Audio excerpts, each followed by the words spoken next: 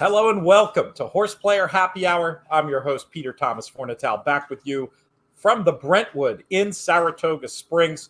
Fantastic bar and hotel right here across from the 7 Furlong Chute. Taking this happy hour thing seriously day. Unusual call going with the Bloody Mary for reasons I'm sure we'll discuss a little bit later in the show. Joined as ever from an undisclosed location in Massachusetts. He is TV's Matt Bernier. Matt, how are things?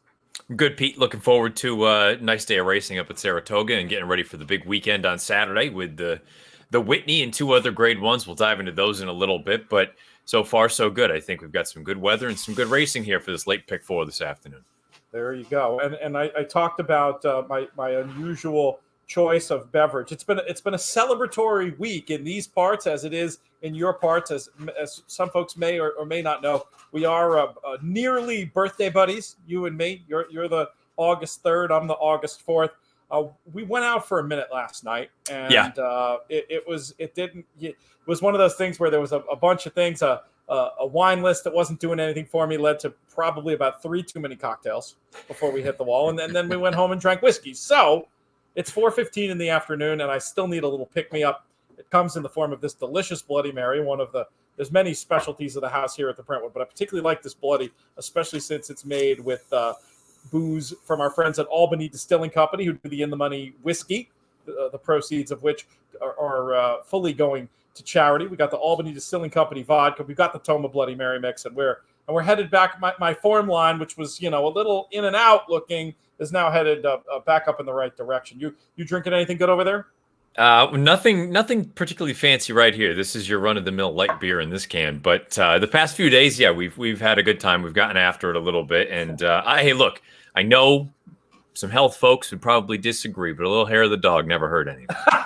If you need to just kind of get things flowing again. Sometimes that one, it is not going to be a heavy drinking day, but a little bit of the hair of the dog will do just the trick. And I may have to chase it with a beer. You mentioned light beer. I've been digging that Dick Murphy light beer from our friends over at Walton Whitman Brewing Company right here in Saratoga Springs. Might have to crack one of those. We'll see how we feel as the show goes on. But we got to set the scene here. Our first contest race is going to be coming up in, we probably have 15 minutes or so. So we can really set the scene. For folks that don't know what HorsePlayer Happy Hour is, I think we'll describe it. And I usually dive right into my whole spiel. Today, Matt, I'm going to blindside you and ask you to, I'll pick up the ball and run with it at some point. But tell folks what we're doing here on this live stream. This is all to benefit charity. TRF, TAA, help the horses after their job on the track is all said and done. If we're going to try and do our part here, it's easy. It's a $20 entry fee to this contest. The VIG, the juice, goes to Aftercare, taking care of all of the horses that are out there. The contest itself, today, it's all Saratoga, the entire card. We talked about it, and we'll dive into it some more, and we need some feedback from all of you listening and watching in the comment section. But the gist is, top 2 people, you automatically qualify for what we call the postseason. Those of you who finish in the top 10, you will accrue points that throughout the course of the regular season, your top, 8 scores, I believe, will go toward your overall total. The person at the end of the regular season who has the most points will win themselves a full $10,000 Breeders' Cup Betting Challenge seat. And if you get into the postseason, we will do a little bit of a whittling down effect over the course of a few weeks.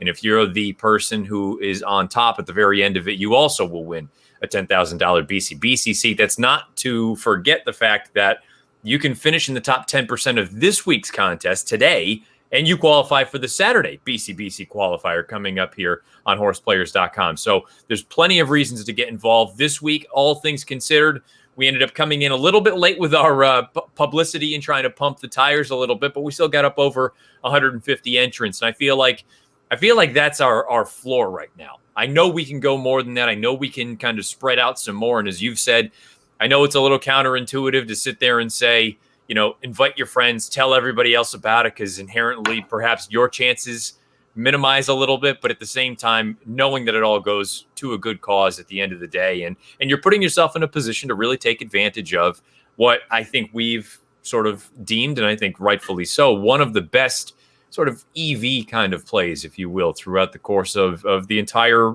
tournament season with this format. $20,000 essentially added to the pot at no extra cost to players in the form of those 2 Breeders' Cup betting challenge seats, one that'll go to the winner and one to the winner of those playoffs, as you described.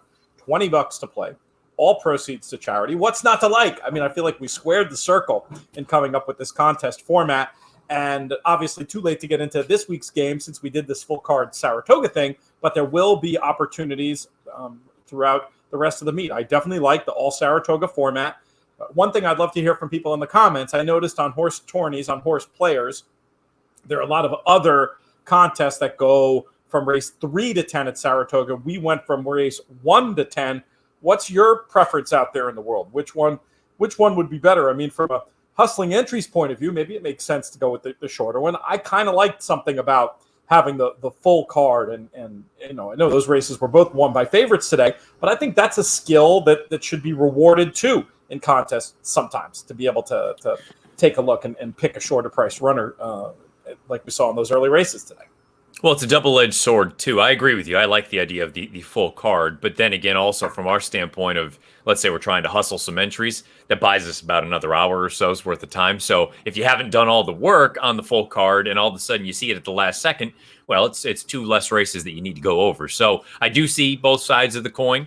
I thought all things considered, today was pretty good. Maybe next week we try to go with the 3 through 10 or whatever the numbers may be, and then kind of go back and forth. But as you alluded to, it's all really up to the folks who play in this thing week in and week out. What do you prefer? Because we'll fall in line. And just mentioning that idea of interaction with the audience and doing what the audience wants reminds me that we want to hear from you in the comments, and we're already hearing from some folks out there. I respect that. Including Blinkers Off 420, who says, do the pick and pray full card, go play a round of golf. I'll tell you what, you might, if we do the full card, you might be able to, you could get 9 in and then still show up in time for the live stream. So, I mean, that really could work. We've got some great, we'll get to everybody here. At least, we love to give shout outs. We want to hear your questions. We want to hear who you like in these various races. So we'll say hello to Everett. We'll say hello to Steve, who passes along birthday wishes. I'm sure those are extended to you as well, Matt. And then Chess Morgan says, Butterloo. This was the race that was happening as I was walking over, so I didn't actually see this race. You cannot drop Lou's reins at the finish. Exactly what happened to 8 Bells. Oof, they fall apart in their front end and crash. Was there an accident in this race? I to be honest, I have not really been watching the card today. I started... I'm now helping out with NBC's coverage of the Premier League. So I've been all in on soccer. Yeah, all throughout this morning we had a podcast. And then I've been trying to get ready for these races while also looking ahead to the weekend. So I haven't been watching live today. So that comment right there, I'm curious. I'd be interested to see what happened. Yeah, I'm hearing in the comments there was an issue on the gallop out. Oh my God, that's unfortunate. Well, hopefully we'll get a positive update of some stripe there, but it doesn't sound like it was good for Butterloo, unfortunately. And I don't know enough about horsemanship or riding for the specifics, but that if it was a preventable thing, that's something that needs to be more publicized amongst riders, so we can avoid what's obviously the absolute worst aspect of the game when we have to deal with situations like that. But anyway, we'll more to come on that front, and sorry for being out of the loop. So the Premier League, tell us what your role is going to be. What are you going to be doing? What an amazing gig. Yeah, we haven't finalized anything as far as like written down what it actually looks like, but in the big picture this morning we were looking at some futures, knowing that next Friday is the beginning of the season. So just talking about perhaps maybe some value if you're trying to go against the grain a little bit, recognizing that, a couple of the plays that we were kind of laying out, the idea of the top 4, there's a reason that they're the top 4 almost year in and year out. And that 4th slot more or less kind of swaps between a couple of different squads. But, there's a reason that Manchester City is as heavy a favorite as they are year in and year out. They're always there. Even when Liverpool won their title a couple of years ago, Man City was right there all the way all through. And I think it ended up being like a 10-point gap. But I mean, big picture, there's a reason that those 4 teams typically are where they are. But you can get a little bit more creative. You can look and play sort of top 6 positions as far as the table is concerned at the end of the season. You can look to see who's going to get relegated and play in the bottom 3. So a few different ways to go. I threw out I think a player that he's exceptional from a striker standpoint, Dominic Calvert-Lewin at Everton. The problem is, and my big thing that I kind of pointed out, his odds are great at 25-1. You understand why Harry Kane and Mo Salah are at the top of the market for obvious reasons. But most of those folks at the top of the market, they are their team's penalty taker. And Calvert-Lewin is not, which is, I think, inherently going to hurt his chances just in general. But if you took away the PKs from some of those top guys, he's right there in and amongst them. And he's only 24 years old. From a shots on target percentage, he's one of the best. He's one of the most accurate. I think he only trailed Harry Kane last year. So I think it's one of those things that at 25-1, I thought he was worth a bit of a look. And now with the news this afternoon about the whole debacle with Barcelona and Messi, I have no idea what the rest of this is going to look like. I found it fascinating, not to totally go off on a tangent. The fourth best odds as far as a team or an area for him to end up now, behind PSG, Man City, and one other squad, I don't remember who it was. Oh, Barcelona, staying at Barcelona, is an MLS team. That would be something. It seems like we might be a little early in the career to see that particular move. It was my thought that it's a little early, but at the same time, knowing that Beckham has his team down in Miami, LA has always been able to kind of pull the guys over from Europe. But to your point, I still feel like there's a lot of gas left in that tank. I'd be surprised if he was here this early, but crazier things have happened. Yeah, it feels like he'd be worth more playing in the best leagues in the world as opposed to the I mean, MLS is cool. I enjoy it very much. But anyway, let's talk about this race at Saratoga. We're going to come back and talk soccer, if only because I wanted to ask you if you've seen Ted Lasso. But we'll come back to that. Let us know in the comments if you've seen Ted Lasso and what you think of it. I just finished the first season of that. We got 2 minutes at Saratoga. We can pop that up on screen, AJ, at this point, if you are game to do so. We're looking at this pick four. Let's talk a little bit of pick four. Matt, if you're playing, I was going to throw in a ticket. I thought it'd be fun to play along with what we've got going on here, and very curious to get your thoughts on this race. Yeah, so this was a race that I felt like you could have spread very deep if you are playing the pick. I chose not to because I didn't want to spend that much with this first leg. The horse that I'm going to land on, though, I don't know if I love the price, but I just thought the number 5, Mr. Kringle, in the big picture, given the trip in that most recent run, was really bottled up until the final 1/8 of a mile. And yes, there was a seam that opened up, and no, he didn't really kick on through, but I think his figs stack up well. This is also going to be second-time blinkers, which is kind of a sneaky angle. I think everyone looks at first time. Second time, I think, can be just as valuable. He's taken some money in here as well. So Mr. Kringle was where I landed, but boy, I'll tell you what, there were a number of horses in here that I thought were interesting that you could make cases for at decent prices. I tend to agree. It's funny, though, I did, while seeing it similarly to you, come up with the same horse on top. I felt that maybe we were seeing some hidden improvement last time for Mr. Kringle with more early pace on, despite the rider not really asking for pace either. So yes. What about Lescano letting Mr. Kringle use a little bit more natural speed? Maybe he'll have some more juice at the finish, just with a more comfortable run through. And then I was going to use Land Biscuit, the 7.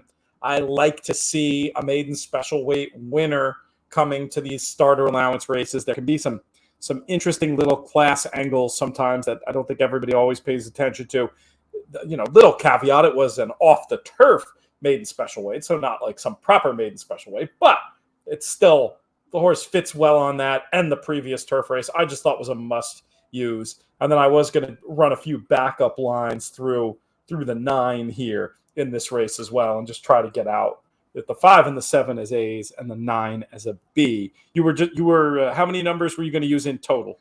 Oh boy, I mean, so I'm looking right now at one of my other monitors. I mean, truth be told, I have 8 horses that are within 2 points of each other on a certain performance number. So you could really go super deep if you were going to. I would strongly encourage you to kind of tier it a little bit and put many of your eggs into the basket of the horses that you most like compared to some of the others. But the 5 and the 7 would have been my top 2 in there. I thought Lord Flincher was a little bit interesting down on the inside at 22-1. I don't know if he's quite good enough right now, but boy, it was a pretty significant jump up first time going out for the second time for the new connections. So 22-1, I don't think is a wild number. And I would certainly hate to not have the horse on some sort of a ticket if he were to come in and blow things up here in the first leg, especially if you like some stuff down the line.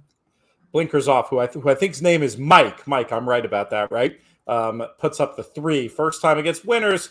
little slower, but a B plus work and a pleasing 8-1 price. I wouldn't talk you off. Well, and the runner up as well from that most recent start, the career debut, which he won, came back and earned a 75 buyer in the next start. So the form, you could even make a case if you want to use that, and it's not always a perfect way of looking at things, but if the runner-up came back and earned a 75 and this horse earned a 67 in the debut, maybe you could at the very least get up into that mid-70 range. And if that's the case, he's right there. I think that sounds very plausible, and I'm tempted to throw in one little beeline on the horse. Let us know out there who you're playing in this race. We'd love to hear from you. Answer your questions. Tell us who you like in this sequence. After this race, we'll take a look at the leaderboard. We'll keep asking your questions and trying to interact with the audience as much as possible. But then we can also do a little bit of previewing of some of the Grade 1 action on Saturday here at Saratoga. We've got those 3 big Grade 1 races, major Breeders' Cup implications as well. One thing we didn't talk about that much in our preamble is how great the Breeders' Cup Betting Challenge is. To many, the number 1 most prestigious contest that there is out there. And obviously, all along the way here, we're going to plan to be following the key races that are going to yield the top contenders for the Breeders' Cup, which is obviously, one of the really, for me, the main focus of the racing year, with no disrespect to Saratoga or the Triple Crown races. But so much of my racing year is tied up in that event from both a betting point of view and, of course, a fan point of view. So we've got a 39-1 shot out here, absolutely winging on the lead, 23-2 for that opening quarter. So you would surely think that this is unsustainably fast, but jockeys in the back of the pack have at least a little bit of something to think about here, Matt. Yeah, and with the way that the inner turf, and I think that's something else that we could talk about throughout the afternoon, the inner turf, it's not like you've had one style that's really been dominant, especially with speed. So I would like to think at some point the horse is going to stop, but boy, this is a massive lead for starter allowance types. Yeah, 47-1 it looks like for that second quarter, and it feels like the pack is beginning to come here. But theft on the mind of number 4 in change the leads, spot. Kringle, and go get him. Oh my goodness! Nope. Oh no, the horse hit the guardrail. Hey, bumped off the temporary rail. Yeah, I don't like the Here's Mr. Kringle. I don't like that the jock had to dodge all those horses, but hopefully okay. The horse certainly looks okay. But now, again, hope that the rider, I believe, was listed as Vargas. Hopefully the rider is okay, but that's why you have a temporary rail, where that could have been much worse if that was something that's not going to give like that, and just that one. And honestly, I think that's a credit to for that one piece of fencing to come down and not multiple parts. And I know he just kind of bumped off the side of it, but I mean, we've seen some disasters with that sort of stuff in the past. So hopefully everything's going to be okay. But an eventful way to start the Happy. Yeah, it looked like an amazing job but hopefully by rider and equines to avoid that being worse than it was. But that's got to be one of the scariest things that can happen to you as a rider, that being prone and hearing those hoof beats all around you. And somebody says he might have caught some foot, but hopefully we'll wait and see. Yeah, we'll see what happens. It didn't look great. We'll tell you that much. Certainly takes the joy out of any win here when you see that and get reminded that jockeys, and I'm not saying we shouldn't criticize them at all. I think that talking about rides and that is part of being a fan, and if we want to be a serious sport, we have to leave ourselves open to it. But at the same time, we try to do so with empathy and an understanding that it is the one job where an ambulance follows you around when you're at work, and you got to have some sympathy for that. Yeah. Again, I mean, I've said it many times. I'm not nearly brave enough to do what these men and women do on a day-to-day basis. So, but to your point, also, they're just because you objectively analyze the way things go, it's the same with some of these horses. When we talk about them, we go, look, the horse isn't cut out to be anything much more than a 20 claimer. I don't have anything personal against the horse. I'm just doing my job. I'm calling him spade a spade. He's not going to win a Breeders' Cup. So, it is what it is. And again, let's just knock on wood, hope that the rider is okay. The horse was galloping out in and amongst, and they're going to show the steward's cams up right now. I mean, he seemed to sit up on his knees. Yeah, he sat up. Yeah, shortly after, walked away on his own. Says Joe Salito. And you still, I'm sure they're going to make sure that he's all right. Going to give him a thorough look over. The horse galloped out as well with the rest of the field. So knock on wood, everything is okay there as well with spectatorless, who was riderless at the very end of the race. But yeah, so again, good news to see him get up on his own and walk over toward everyone. But the medical crew will do their job and give him a good look over, and I'm sure they'll check and make sure everything is okay as far as concussion and things like that. So I'm definitely feeling optimistic enough to return to my silly question I was asking you about before. Ted Lasso, have you seen it? I'm familiar with Ted Lasso with Gotcha. Jason Sudeikis. I've never seen it though. Especially if you're doing you're working on Premier League stuff, just for the cultural references alone, I would predict that you and anybody out there, I don't think you even have to be a soccer / world football, whatever you want to call it, fan. It's just it's a show with a lot of heart, and it's really, really funny. And there's also, I was chatting with JK about it last night at dinner, simply because of the idea of, I don't think he's meant to be from Texas, but there's a lot of football. There's just a lot of funny, like American football. A lot of Americanisms, yeah. Yeah, and just the culture. It's just such a perfect, culture shock. There's a little bit of, this is one that will predate you by a long way, Matt, but maybe some of the listeners, the viewers will remember the show. That the Northern Exposure came to mind to me. A show that, classic fish. It's good. Classic fish out of water kind of deal that it reminded me a little bit of that. Anyway, it's a lot of fun. Let us know out there what you want us to be chatting about. Any questions you have, any thoughts on this next race. As soon as they go official here, I think we should take a look at the leaderboard, because we're pretty far along in this contest on a percentage basis at this point. Something a little different. We've been doing the six race, the 8 race to have a real 10 race contest. I'm sure some people are very excited about that. Others probably don't necessarily appreciate it, but for real, anybody's got to see that it definitely is a little bit more of a test, I think. Yeah, I was going to say, I mean, you're not going to have just the well, I guess it goes a few different ways. I see the comment. He's showing his age again. Yes, indeed. I think this is in a very similar way to the way that we have positioned the year-long, the regular season piece of it.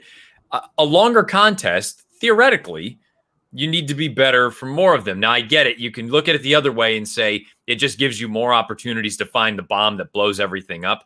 I tend to look at it more and say, well, yes and no. You need to also dodge the bullets throughout the rest of the day. There are more opportunities for people to come and get you. Therefore, you need to be better over a longer period of time. You can look at it so many different ways. You can chop it up however your perspective is and your opinion is. You can make a case for it. But I like the full cards. I try to, when I get done with the work early enough. My problem is more and more time has gone by, unless it's something that needs to be planned for ahead of time. I like going through the races in the 25 minutes between races. When I'm here at my desk, I can pull up replays, I can do stuff on the fly, and I can really look at the tote and give it a good hard look and say, this horse is taking quite a bit of money and I didn't think they would, or vice versa. But a contest does force you to get the work done ahead of time. So, especially with the pick and pray. But you can look at this thing 15 different ways and come to any kind of conclusion you want. I think it's fun. It's Saratoga. I don't care how many races there are. It's a good time. Yeah, that's a good way of looking at it. And one of the nice things about contest play too is that ability to, for a fixed cost, get action all day long. If nothing else, we are providing that for folks today. Little bit of an update. Oh no, we did that one already, but there was another. Here it is. Here is the latest update from Joe Vargas out of the ambulance, walking back to Jock's room, guessing off the remaining mounts, which we'll keep an ear out for. But I mean, hey, we're going to take that as a best case scenario. It's so scary when you see a prone rider and all those 1,000-pound beasts in and among him.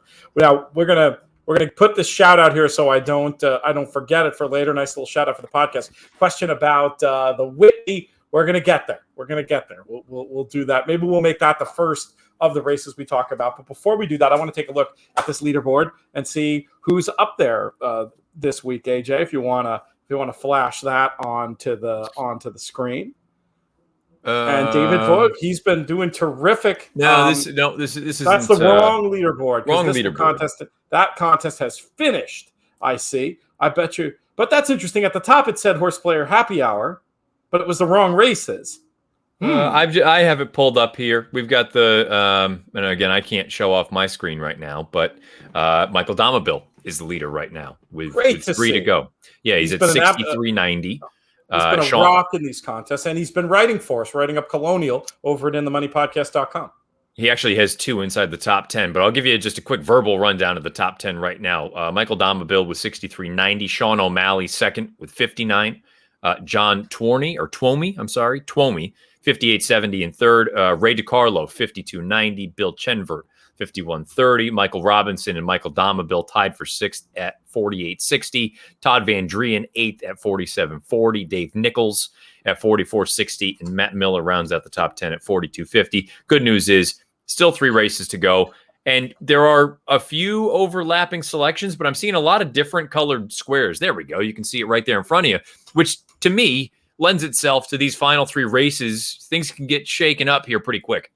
That's right. If you'll know at this point if you're blocked potentially from being in one of those top 2 slots, or whatever your goal is. Top 10 get tour points.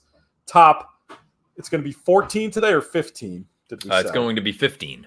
Top 15 advance to Saturday's qualifier for the Breeders' Cup Betting Challenge, which, by the way, you can plunk down money and buy for yourself if you came late to the contest, or if it happens to not go your way today. That's obviously open and ready to rock and roll. But yeah, you can see based on who has what in front of you what your ceiling is essentially.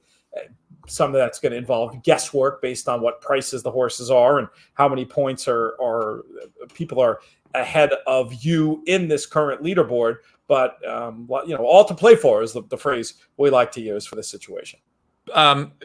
Not to take away from the leaderboard, knowing we still have some time left and we'll be able to check it again with only these 4 races that we'll go over. We'll have plenty of time to look at the leaderboard throughout, after each of the remaining races here. From a gambling standpoint, I had mentioned in that last race, that I thought Lord Flincher was an interesting one down on the inside, ended up running second at a big price. My question for you, I got the price that I wanted on Mr. Kringle. I wouldn't have gone any lower than that 7-2 that he ended up being. Should I have had something, whether it was place money and I didn't play an exacta, I'll be straightforward with that because I typically don't play exactas unless it's a live money contest. Should I have had something on Lord Flincher who paid $20.80 to place and 10 and change to show? Or do you just kind of stick to, what you really think is going to happen? And I got the price on the horse that probabilistically, is that the right way of putting it? He was a much more likely winner than Lord Flincher was. Should I have had anything on the one?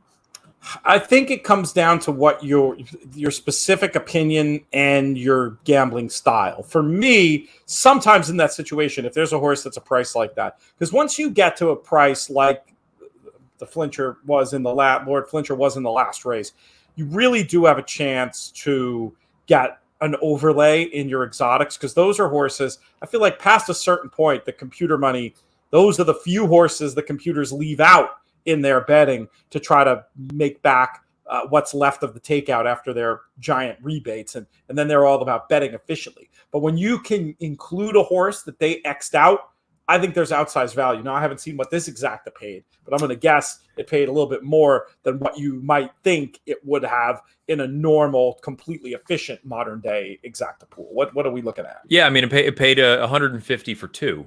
Yeah, but that's good. But I guess even on a much more basic standpoint and kind of tying it into contest play, in an event like this, if you thought going into it, you would get what you would deem a playable price on Mr. Kringle, which again, that was the limit for me. I wouldn't have gone any less than 7-2, but you knew you were probably going to have a horse in Lord Flincher who'd get lost in the shuffle. You don't think it's as likely a winner though.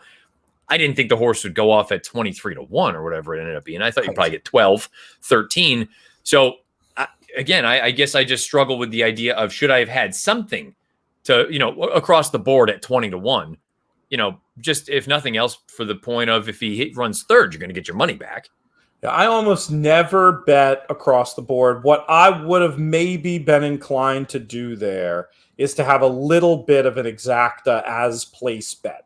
That's the way that I really like the exacta. It's not very often that I'm making an exacta because I just think these horses are going to run 1-2, and that's my opinion in the race. But when I have a price horse that I think can hit the board, to key that horse in second under Contenders, and then to key that horse in third, Contenders with key. Yeah. I love those bets because they cost very little money and they can pay a lot. Whereas the place is just, it's too grindy, and you get, you're paying a very high effective takeout, getting crushed by the breakage.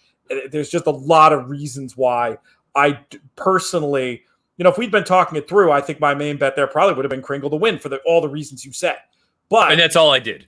Yeah. Right. You made a compelling case, and if I might have said to you, why not do a little da-da-da-da? Like it's. But again, if that's not how you usually approach the game, then it surely did nothing. I'm not going to say you did anything wrong, but it's exactly the kind of thing that we should be talking about on this show and on more shows, because it's that idea of hand histories in poker that we've talked about so many times. We don't really have that equivalent. We do on Redboard Rewind with Spencer Lugenbuehl. We have that whole show that does that type of thing, but there's not.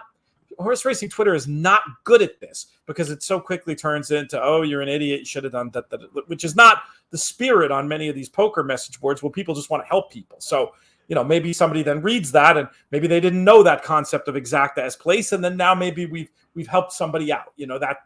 That even if it's not applicable to you in this instance, just by talking through these different concepts, different tools in your bettor's toolbox, hopefully we make some better players. And I don't know if the way that I approached my first BCBC, which happened to be the one that I did the best in of the three that I've played in, was the exact same way that Nick Tamaro approached that one, and he did very well that year as well.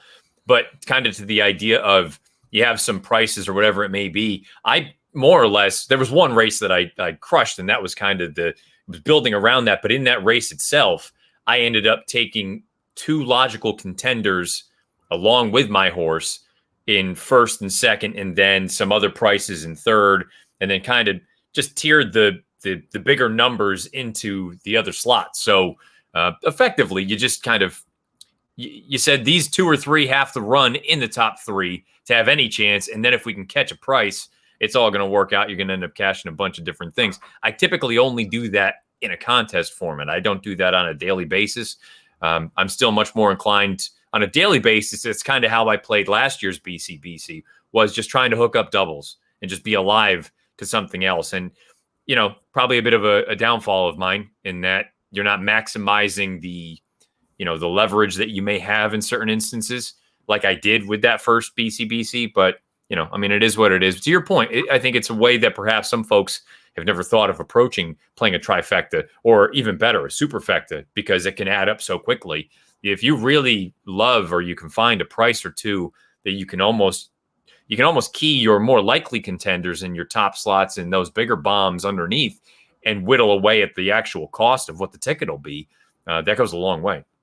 There's some good thoughts here. MVP 548 mentions that in his experience across the board or each way, the win in the UK they'd say win place, but in our terms win show. Good thing to do when you have a horse over 15-1. I do love each way betting, and each way betting to me eliminates some of the problems of what I see the problems of place betting, where you get your price chiseled if the favorite comes in, and then, like I mentioned before, you're paying a high effective takeout because of the breakage. So typically over there, and anybody in the comments correct me if I'm wrong, but I'm pretty sure I'm right about this.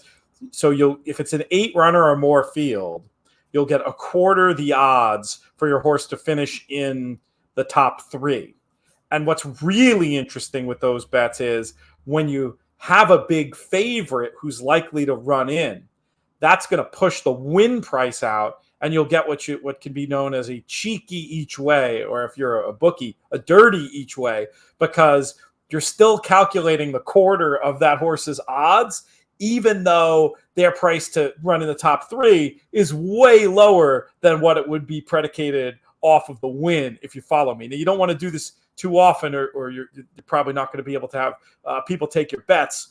You become persona non grata if all you're doing is a bunch of cheeky each way bets. But you see some tremendous opportunities with fixed odds betting and that. So something to think about a little bit. Then we had a question from Tom asking about the computer players leaving horses out. So, okay, this is really hypothetical. Okay, I don't know this happens. I don't know anybody. I know people who use computers to help them in their wagering, but I don't know anybody who has like a proper computer-assisted wagering team. But, just as a thought experiment, at one point, I tried to think about edges and think about what I would do to maximize my edge in these situations. I've even messed around with some like very baby versions of this with certain sequences.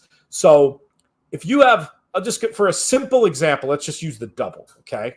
So let's say there's a double and you have a few things in your favor. You're getting a big rebate like computer players are, and you will be able to efficiently weight your bets so you can really control what each combination is going to play. Something that you can do with a spreadsheet, something that certain ADWs give you tools to do, essentially using Dutch principles. So whether it's a big price and a favorite, or 2 big prices or 2 favorites in each of the 2 legs of the double, you're trying to get paid roughly the same thing.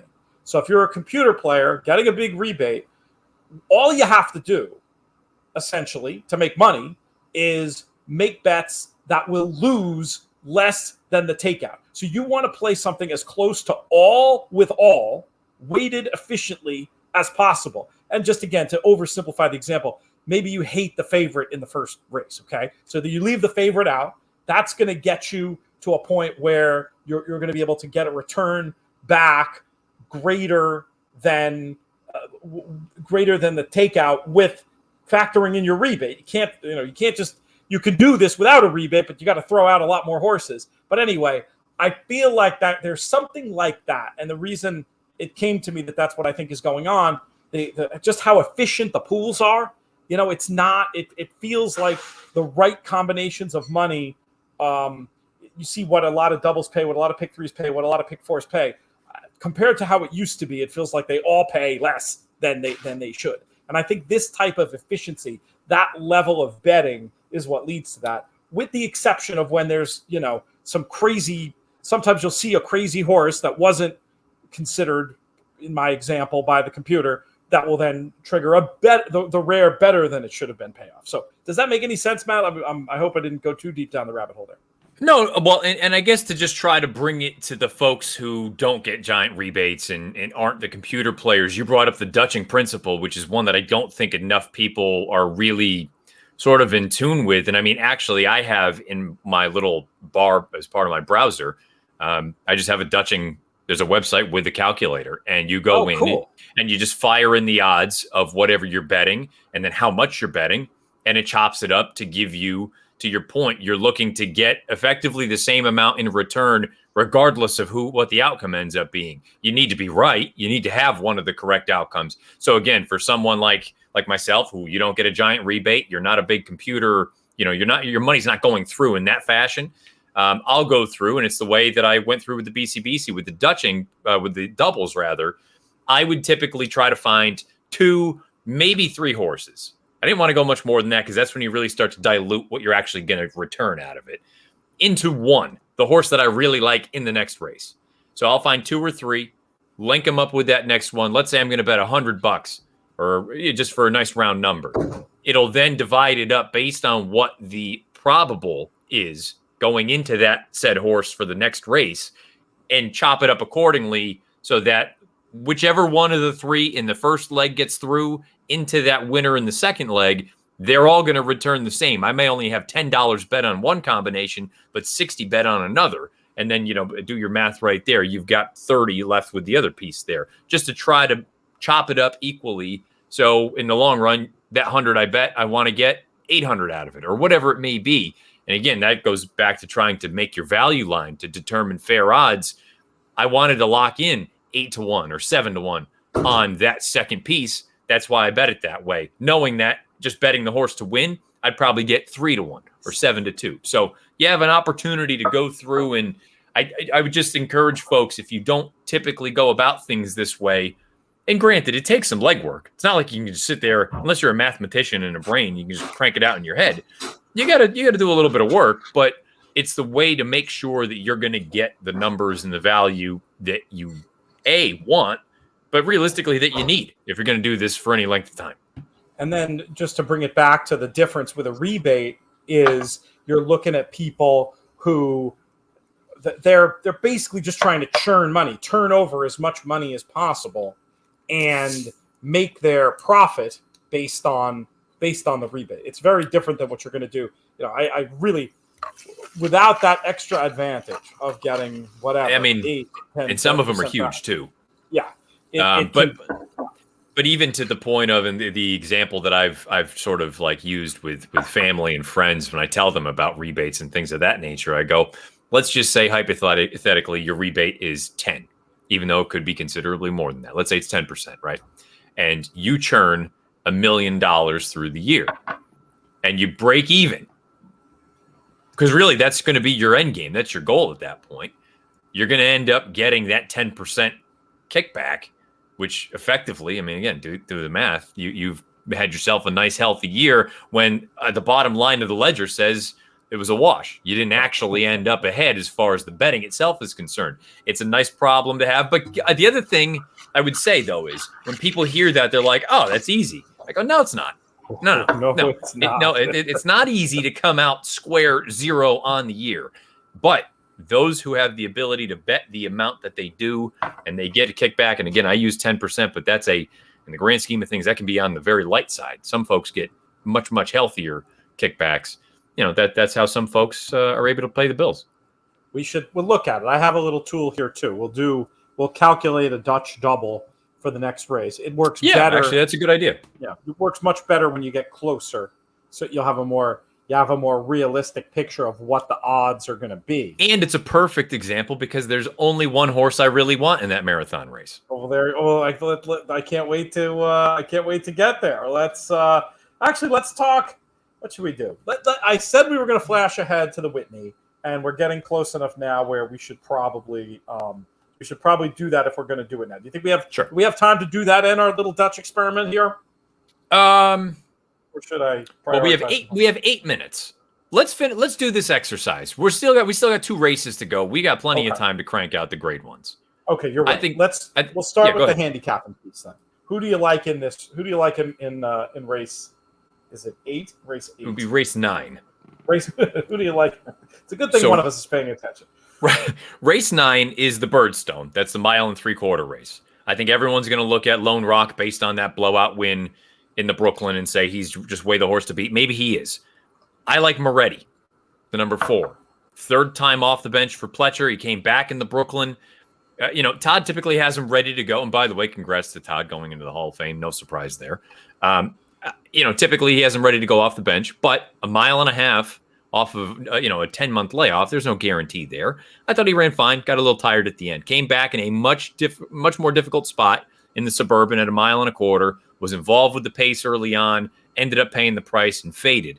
This is his game. He's going to find that sort of beat, just get into it, and he's just going to kind of grind away throughout. And I don't think the distance is going to be an issue. He won this race last year. So he's the horse that I'm most interested in that spot. And I think 5-2 that his morning line odds are, I think that's accurate. I think that's where he should be. That equates to roughly 27% chance, ballpark, give or take a couple of numbers. I try to just go with the whole number. That equates to 27%.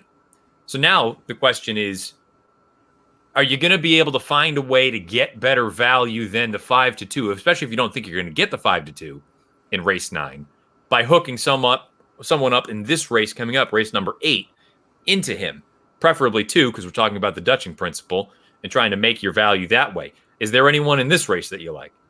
I had a couple of runners I was interested in. I agree with you about Moretti, my top pick as well. I could tell you a story about Rise the Guy, and I certainly won't be surprised at all to see Lone Rock win.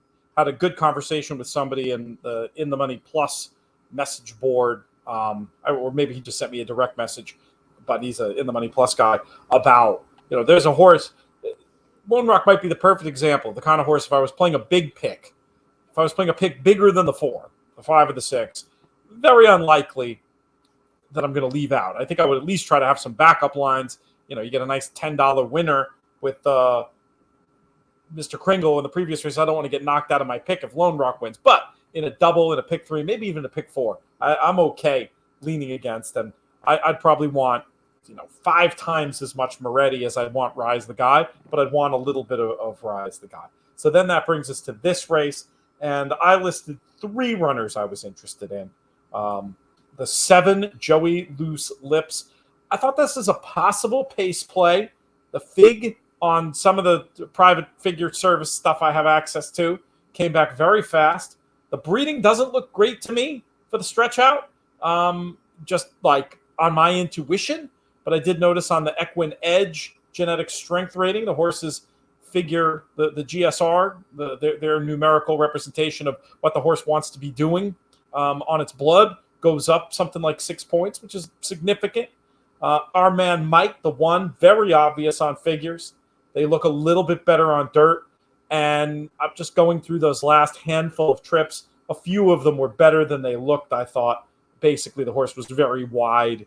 I forget which races, but 2 of the 3 recent dirt races, the horse was very wide. And then the 5, Bingo John. Solid numbers. Definitely looks bred to go longer to me. And the GSR on Equine Edge agreed with that as well. So if I was doing traditional selections, I would have gone, I don't know what, I'll leave it in the order I wrote them down in here. 7, 1, 5. What do you think? So I don't know if this will be the best race for the exercise because I've got 2 numbers that you don't have.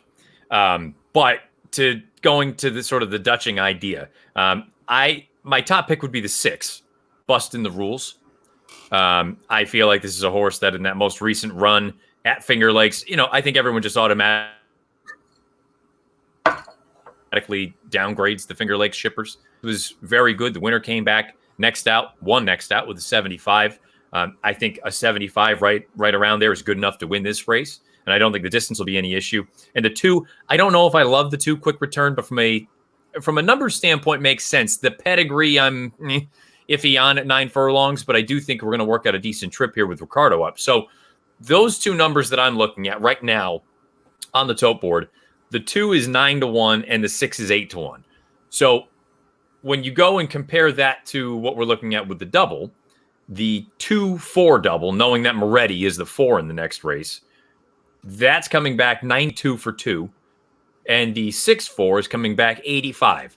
So let's just, for round numbers, say they're both roughly 45-1 odds.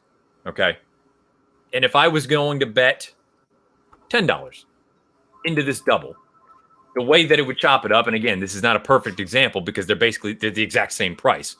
But the point is, let's use one of your horses anyway. What were your numbers again? Throw the 7 in there. Okay, so my 2 at 45-1 and Pete's 7, who the 7-4 exacta is coming back 214 for a deuce. So let's call that 107-1 roughly. Actually, I just got pounded down to 181. So let's go 90-1. Now, if we were going to bet $10 into this, my horses would each be $4 doubles, and Pete's would be $2 double. And again, the idea is that if any one of our 3 win this first leg and then Moretti wins in the second leg, we're going to get the same return out of it. And I hope that all of this verbal piece without showing how it works is making sense. But that's the general gist of it, is you're trying to say, look, I'll take any one of these 3, but I've had them chopped up, the denominations accordingly, that I'm going to get the same return regardless of which one of the 3 wins, with Moretti still needing to get the job done. I just popped the numbers, just all 5 of our numbers, into this little calculator I have to bet 100. It tells me straight up that we're going to get between, it's basically, with all 5 of our horses even, it would be a 4-1 return if the numbers held right now. The combinations as follows: $44 double 1-4, $10 double 2-4, $28 double 5-4, $11 double 6-4, and a $6 double 7-4. So I'm just going to go ahead and do that. And I'd I'll bet like to- Rise the Guy to win. Rise the Guy should be a decent price. I can at least get the stake back if that one wins, rather than really muddying the waters and overcomplicating things here. And I would like to think, and again, to that point too, for the little exercise I did there with the $4, and $2 double, that would have been 10 total wagered to, regardless of which one of the three horses in this race were to win with Moretti, come back 170 back. So again, you're effectively looking at a 17-1 return. That's a hell of a lot more than Moretti's going to be. And if he is 17-1, there's no chance he's going to win. So that's, without going into the minutia of that piece. Yeah, that's pretty funny and exactly right. It's also just interesting to see. You can, with the calculator, you can see what an all double would pay Dutched. Yes. Just as more as a thought experiment. But they're off here. We'll see if we can get one of these. See if we can get one of these runners in. I was thinking the 7 might get a little bit looser than what it appears to be here. Is this going to maybe set up for something from off the pace? We shall see. And we'll get some fractions here in a second as they're into the turn. I have to pull up another feed because it's difficult for me to make out what's happening. We're a little choppy right now. Yeah, I don't know what's going on the house feed, but yeah, I do have it up on a monitor. And there is a big long shot. Here's Waldo out on the front end. The quarter went into 24.19. Looks like the 7 Joey Loose Lips did catch a little bit of money, making a decent run, as is the 6 Busting the Rules. Looks all right now among the horses that we talked about. The half comes back 48.86, and still pretty much looks like all to play for here, but we definitely have some long shots in decent position as the real running is getting ready to start here. And this will be another good race. I'll be curious to see where horses come from, if anyone rallies from off of it, because for the most part, and I believe it's our man Mike is trying to make a big move on the outside. The way, look at Joey.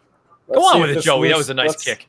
Yeah, that was a very impressive looking move there on the turn, and we'll see if it proves to be decisive and look really brilliant. But I always like the aggressiveness. Now, did he go too soon? Is he gonna run out of gas here and get tagged by the likes of our man Mike? He's a little bit going up and down now, that's for sure.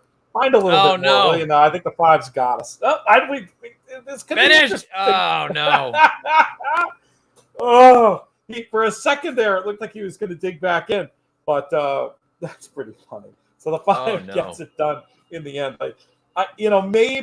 Maybe moved a hair too soon. It kind of felt that way, but again, I don't believe in, for somebody who complains so much about how passive these guys are, I'm not going to complain when somebody tries to take the bull by the horns, and gosh, it almost worked, but Now, I will give you credit. That's a hell of a call. Now it's easy for me to sit here in hindsight and say this. This had all the makings of a score horse. This has all the makings of a score horse, meaning these are low profile connections. A horse that on paper, has some positives, but is by no means a standout. Opens at 6 or 7-1. Floats up some, still goes off at 8-1. Took a good amount of money. This had all the makings of a horse that everybody involved was trying to make a score, and they almost did. And to your point, I'm not going to fault the rider. Vargas was listed, by the way. I don't know if he actually rode or not. It was Irad picked it up. Oh, so, wow! I'm not going to fault the ride. He to me that was a winning move, and it was just a hair too early, but that's the sort of move you make. You blow this thing open and you say, "Come and catch me," and unfortunately, somebody did. Yeah, it didn't quite work out, but it was a huge effort and a brilliantly timed ride by Manny Franco. And hey, at least it was one of the ones in our Dutch. So good call there. Good call there. It's fun to go back and look and see. I lost the screen. I've had a couple of people ask about the calculator. I'll tell you what, just reach out to me offline, because there's political relationships and things that I want to be. I'm not sure it's a problem, but I want to be sensitive to. So reach out to me in themoneypodcast.com, the contact page over there. If you holler at me, that'll just show up in my email, and I can give you some more information if you're interested in a tool like that, and we'll show you how it's done. But it can be very, very powerful stuff, very useful for live bank contests too. And yeah, that was another situation where I wonder what I mean, liking the 3.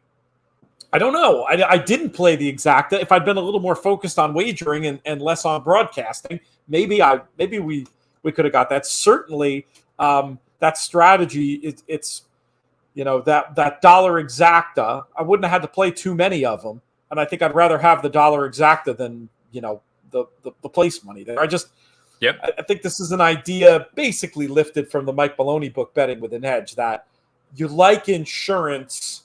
I don't like insurance when it's betting a lot to make a little, right? Correct. So like there are people who will tell you, bet 3 times as much to place and let that be your hedge on the win. And it's like, to me, that's just off kilter, because it's like you're just putting too much of your bankroll into a strategy that's really only going to be covering your bet. Like, it doesn't work for me. Whereas this is the opposite. This is you're betting a little to win a lot as your insurance. Correct. There are people, and it always feels great in horse racing when you're betting a little to win a lot. It's not always realistic to be the core value of every single play. Sometimes you bet a lot to win a lot, and I'm okay with that. But when it comes to my insurance, bet a little to win a lot. I love that idea. And the exacta as place, the exacta, the key horse. The other thing that's very, very similar is when it works with a price horse like Joey Loose Lips or like your runner in the last. It also works when you've got a key horse in a pay leg, right? Yes. So you're singled to the 7 here in pick 3s, and then you get to this leg, and what do you do? And many people say, oh, well, you could bet 3 or 4 to at least try to get your money back. I don't like that, because that's betting a lot to win a little insurance, which I don't like. But how about you take the 5 contenders and you put your key horse that was paying the bet off in second place? That same idea. And you can turn that. You can still score even if your key horse runs second. And then, I don't know, maybe this is too emotional of a way of looking at it, but it helps me. If my key horse wasn't good enough to even run second, well, it just wasn't meant to be. I'm able to walk away from that much more easily than running second with my key horse in the last leg of a pick and getting nothing. The only thing that I differ on that idea, and it goes back to prior experience when I won the Aqueduct contest, many, many years ago now, we got to that final race, and Kevin Cox happened to be there, and I was talking with him and Lee Davis, who were on the HorsePlayer show with me, and I said, what do I do here? This is who I am betting with the contest bet. And I go, what about the other, anybody else? Because at the time, I don't know, I think I was in like 4th or 5th. And they said, you've already got effectively your win bet on the horse that you like the most. And if the horse wins, you're winning the whole darn thing. If one of the other 2 or 3, and it wasn't the entire field, it was only the next 2 or 3 that I thought were legitimate threats. They said, go ahead and bet $100 or $200 on each one of them. Again, keep in mind, it was smaller numbers, and all those horses, I think the minimum was like 8 to 1. They were all between like 8 and 15 to 1, somewhere thereabouts. And they said, go and bet $100 or $200 on each one of those. Worst case scenario, one of them wins. You're going to get a little bit back there, and you're going to run, 4th in the contest. You're still going to walk out of here with 5 or 10 or whatever it was. Or I guess if you want to look at the other way, worst case scenario, you end up winning the whole thing, and who cares about the $600 you just lost because you got 40 coming back. So that would be the only time that I would go and kind of zig to the methodology that you laid out. That makes sense to me, because it's almost like we were talking about with the rebate before. You're playing with this added equity of the contest, which changes the logic. Now, you could say the same thing if it was a big pick 6 score, but for me, I guess the key thing is I don't mind the type of hedge you just described. I don't mind at all on horses I like that either circumstances won't allow me to bet, or I've been in a situation where I had horses that were B horses in the last leg, but I'd already used up 2 of my Bs before I got there. So then you've got an opportunity that you could get beat by a horse you actually liked, and then I don't mind hedging. I just don't like second guessing at the end and trying to lock in a profit. If you can do it efficiently, I'm not going to fault you for it, but I much more prefer to hedge on horses that I like that I couldn't get alive to or couldn't afford. The last horse you throw off the ticket, I have no problem with that either. JK and I once had a nice hit on a pick six at Santa Anita it was the last horse we couldn't afford. We were live to very big pick sixes. And, we'd spent 5 minutes talking about the horse before being like, we can't quite afford this ticket. No problem at all betting in that once you got that big equity in the last leg 500 to win on that horse. But that's the key thing for me is don't let your equity make you become too conservative with what you're betting. Yeah, 100%. I agree with you. And I tell you what, it's a great and terrible position to be in because it's good in one sense that, you're really set up for a score. I mean, you want to be in those positions. That's the whole reason that you play. But it's also a terrible thing because you can run through 15 different machinations of whatever you're trying to do. And you're always, until the race is run and the results come in, you're always going to sit there and go, did I make the right call? Did I do this? Did I do that? Somebody else will offer up some other opinion and you go, I hadn't thought of that. And it just, those times when you have something giant on the line, that 25 minutes feels like 25 hours. And it's some people love it and some people hate it. I am in the camp of it's not my cup of tea just because just let me know when the race is over. Did I win or lose? In that instance. Otherwise, but again, that's why you play in the game. You try to get there and put yourself in positions where you can have giant scores. It is great and horrible. I mean, the stress, the nervousness of sweating out that last leg of a pick six can be super unpleasant, especially I feel like at the track, especially that can be. I mean, I just remember how stressed I was with the two Travers days, the bad story and the good story. The bad story was American Pharaoh. I mean, it was so exciting, but so stressful being alive to all that we were alive to that day. And then having a similar feeling, but getting the good result. Was it 1 or 2 years later with the one that paid off to Lady Eli that we cut the wide swath out of on that day. Pretty amazing feeling. But I'd rather be having it than not having it. But I know what you mean. I kind of it's stressful. Don't get me wrong. I want to have the feeling because it means I've done something right to that point. Now it's a matter of is it going to come in or not. Yeah, that's right. All right, here we go. Vargas off the mount in the finale. Number 7, new rider Ramon Vasquez, who's in town to ride the favorite of the future. Great note. We love it when you guys help us out there and gals help us out there with your reporting. Let us know you're watching. Let us know where you are. We want to hear from you. We got another another question about slumps. What to do? Mike Maloney suggests going back to basics. That's not a bad idea. A complete break. I think it depends how bad the slump is and what your mental state is. I think when you get to a point where you feel defeated, it's a very hard game to win at the best of times. So when you go in feeling like you're going to lose, like you can't shake that idea, you're not going to do your best play. And I have no problem with a break in that instance. But I mean, contests are also kind of a nice thing in that situation. Again, fixed cost, you get your entertainment.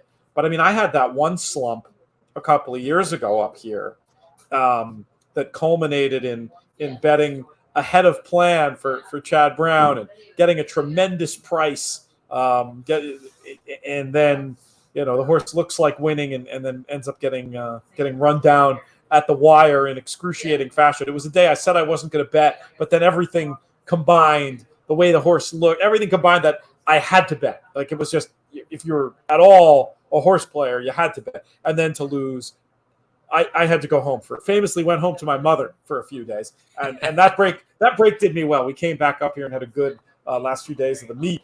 But yeah, I don't judge anybody who needs to put it away and chill for a while. But I do think there's other things you can do as well. What advice do you have, Matt, for people in that position? Yeah, I think you can go the two ways that have kind of been laid out. You can either strip it down to the bare bones and say, I'm going back to the nuts and bolts. Whatever your methodology was at the point of that cold spell, get it right back down to the kind of core foundational pieces that you've used to learn, that you've used to get to the position that you're in. Or, and I personally believe in this more simply because I relate it a lot to my golf game.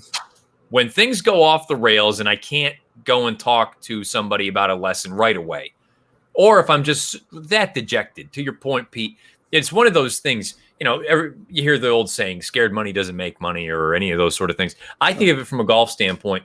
If it's a shot that I'm not confident hitting, it's typically not going to end well.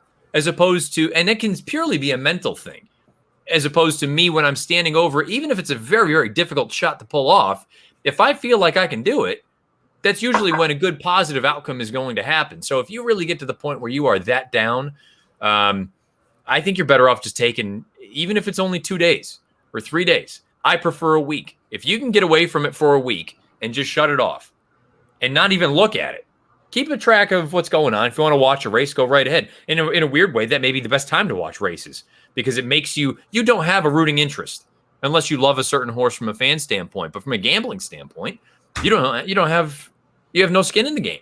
You sit there, you take it in for what it is, the sporting event, why we, many of us that are fans, why we did fall in love with the game, not just the betting standpoint about it, but watching the sporting event take place. I think that can be the best remedy for a bad run, is just hitting the reset button and then coming back. And when you do come back, you go into it with a fresh set of eyes. You're feeling good. You're not even thinking about, you've turned your back on that. That's done. Whatever happened. Here we are. Let's go forward in a positive note. So I think you can go either way. Really.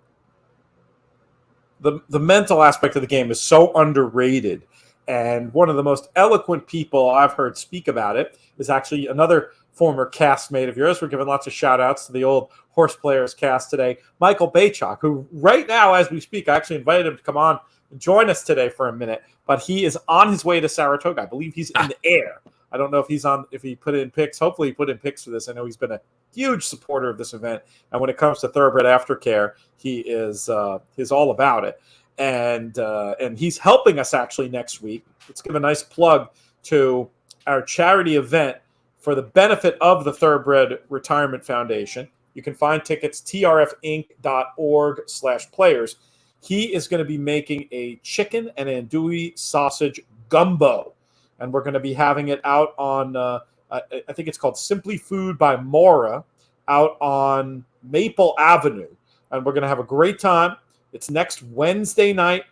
Tickets available. I think it's $25 for a bowl of gumbo and a beer. And then I think there'll be more beers on a donation basis. Heck, if we have gumbo left over, we'll do more gumbo on a donation basis. Really looking forward to seeing a lot of viewers and listeners out there. If you like our act, by the way, check us out in the Money Media Network. You can subscribe to that main feed over on iTunes or wherever you get your podcasts, or check us out in themoneypodcast.com. Matt, we're going to miss you next week, but we're excited by the fact that you're rolling into town a little bit later in the meet. Yeah, I'm looking forward to getting up there. Really am. I'm trying to figure out what my Travers plan looks like. That may be a day in, day out sort of thing, or stay for one night, either Friday night or Saturday night. But the following week, that should be a nice opportunity to just kind of get up there, take a deep breath. Hopefully we'll do this thing together while we're up there. And even if we can't, we'll do it in the same room, but with different computers or whatever. We'll figure it out. But then being up there I'm really looking forward to the Jockey Club Gold Cup because, boy, it sounds like, and we'll find out how everything shakes down on Saturday in the Whitney. There could be some really interesting horses running in that Gold Cup. So, but first things first, let's get through Saturday. I like it, and we've got this Whitney that we've been teasing, talking about, and I think we've left enough time. We'll get to some great comments to get to. We'll pull those up after, but it's a small field, but it's one of these races I think it's extremely interesting race to talk about. Very curious to hear where you stand as we take a look at this year's Whitney. I think the fun thing is I feel like we've talked about these 5 horses on this show already this year individually, let alone from the shape of an actual race. The race starts with Nick's Go, and you and I talked about him when they made the audible to go to the Met, how it just didn't feel good. It didn't seem like a confident move, didn't seem like a positive move. They were doing it because, well, we might as well. And he ran like that. And then he came back in that Cornhusker, and I said, boy, that to me is a bad sign that they're not going to the Whitney. They're going to run him in Iowa. No disrespect to the Cornhusker handicap or anybody at Prairie Meadows, but that's not the Grade 1 Whitney, arguably the most prestigious race that's not a Breeders' Cup or Triple Crown in the United States. Well, lo and behold, they are going to run there. They're going to run there and here. And it goes back to, and I need to know your thought. I mean, we heard the 2-turn versus 1-turn narrative. I didn't want to buy into it immediately. I thought that was kind of a cop-out. But now when I go through and I draw a line through the Met and I draw a line through the Saudi Cup, and I look at these 5 races that Brad Cox has had the horse going 2 turns. If you just look at those, not only is there a case to be made that he is the best horse in the race, there's a case to be made that he's far and away the fastest horse in the race, and he's going to clear to the front. So, I mean, you put that combination together, if you're a believer, he's going to be hard to beat. That's the thing. I want to beat him. I really do. Yeah.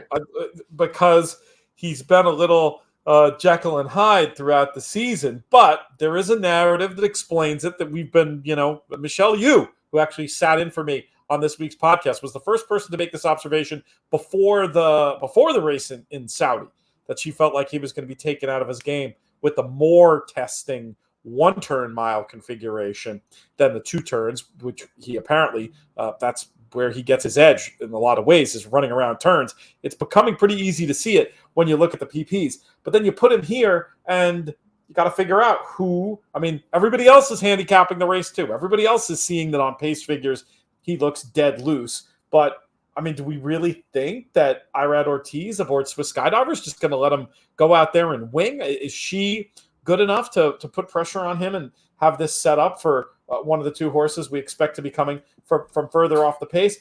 It's tough. I sort of punted and went with him, honestly, just figuring that the pace scenario was going to be enough to put him back over the top in this spot. But the more I'm thinking about it, are we really going to expect them in the grade 1 Whitney to let him waltz on the front end? What do we think?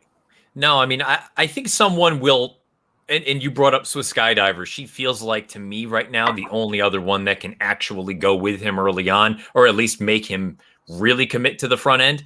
But then again, I look at some of the pace figures, and to be fair, I need to take a look at one of the other programs I still use. I don't have it just yet to see what some of those velocity ratings look like and the feet per second numbers. But Swiss Skydiver, I think the only way she can win is to be aggressive. I don't think she can sit and pass.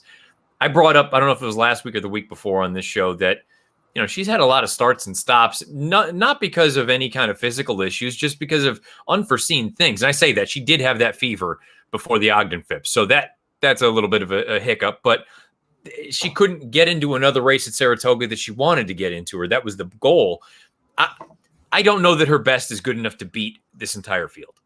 I think she can be the fly in the ointment for Knicks Go, but in my heart of hearts, I don't know that she's good enough. I made her 13-1. She's 6-1 on the morning line.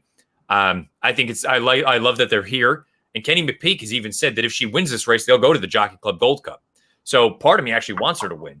But realistically, I don't know if I love her chances. I am having some flashbacks, though, to last year's Preakness ahead of the race, where my gut instinct was to be against her, except maybe as a pace factor. Yours is the same. I bet you we'll pull up a bunch of other analysts whose opinions we respect, and I just have a feeling the way that a lot of us in the industry read races, that's going to be the opinion as far as Swiss Skydiver does it. And then maybe she is 13. She won't be 13-1, but maybe she does go off at a very big price again. Heck, she was 11-1 back in the Preakness that day. We all thought we were betting against the 7-2 shot, and then we end up getting double figures. Now, we could, that race, there were some mitigating circumstances, including an absolutely brilliant ride and a track that was very much playing in her favor, and a strange decision on the favorite not to take the rail on a day when it was good. But that's all for another day. She got the win, and that's what matters in this game. And so that's my only concern about being too negative about her, is I have seen this movie before. But I think the much bigger question is, if she does put that pressure on Knicks Go, who do you think the beneficiary will be? Well, I think most people will go right to Maxfield, and understandably so. The way that he has run at 1 1/8 or these sort of middle distance numbers throughout his career, he's been spectacular. He's only been defeated one time, and that came in the big cap. I need to see him produce the giant races against a field of this caliber to fully buy in. And I have to preface that, though, by saying he and Silver State, to me, are in the same exact boat. The difference is Silver State's going to be a much better price on Saturday, one that you may even be able to gamble on, compared to Maxfield. Maxfield, I would be stunned if he's not the second choice in here. 8-5 on the morning line. I even saw some folks on social say they thought he should be the morning line favorite as opposed to Knicks Go. he's the one to me in my eyes that probably stands. I can't even say that because if Silver State to me is the wild card because, and I'm curious your thoughts. I initially thought the Met Mile was a terrible race.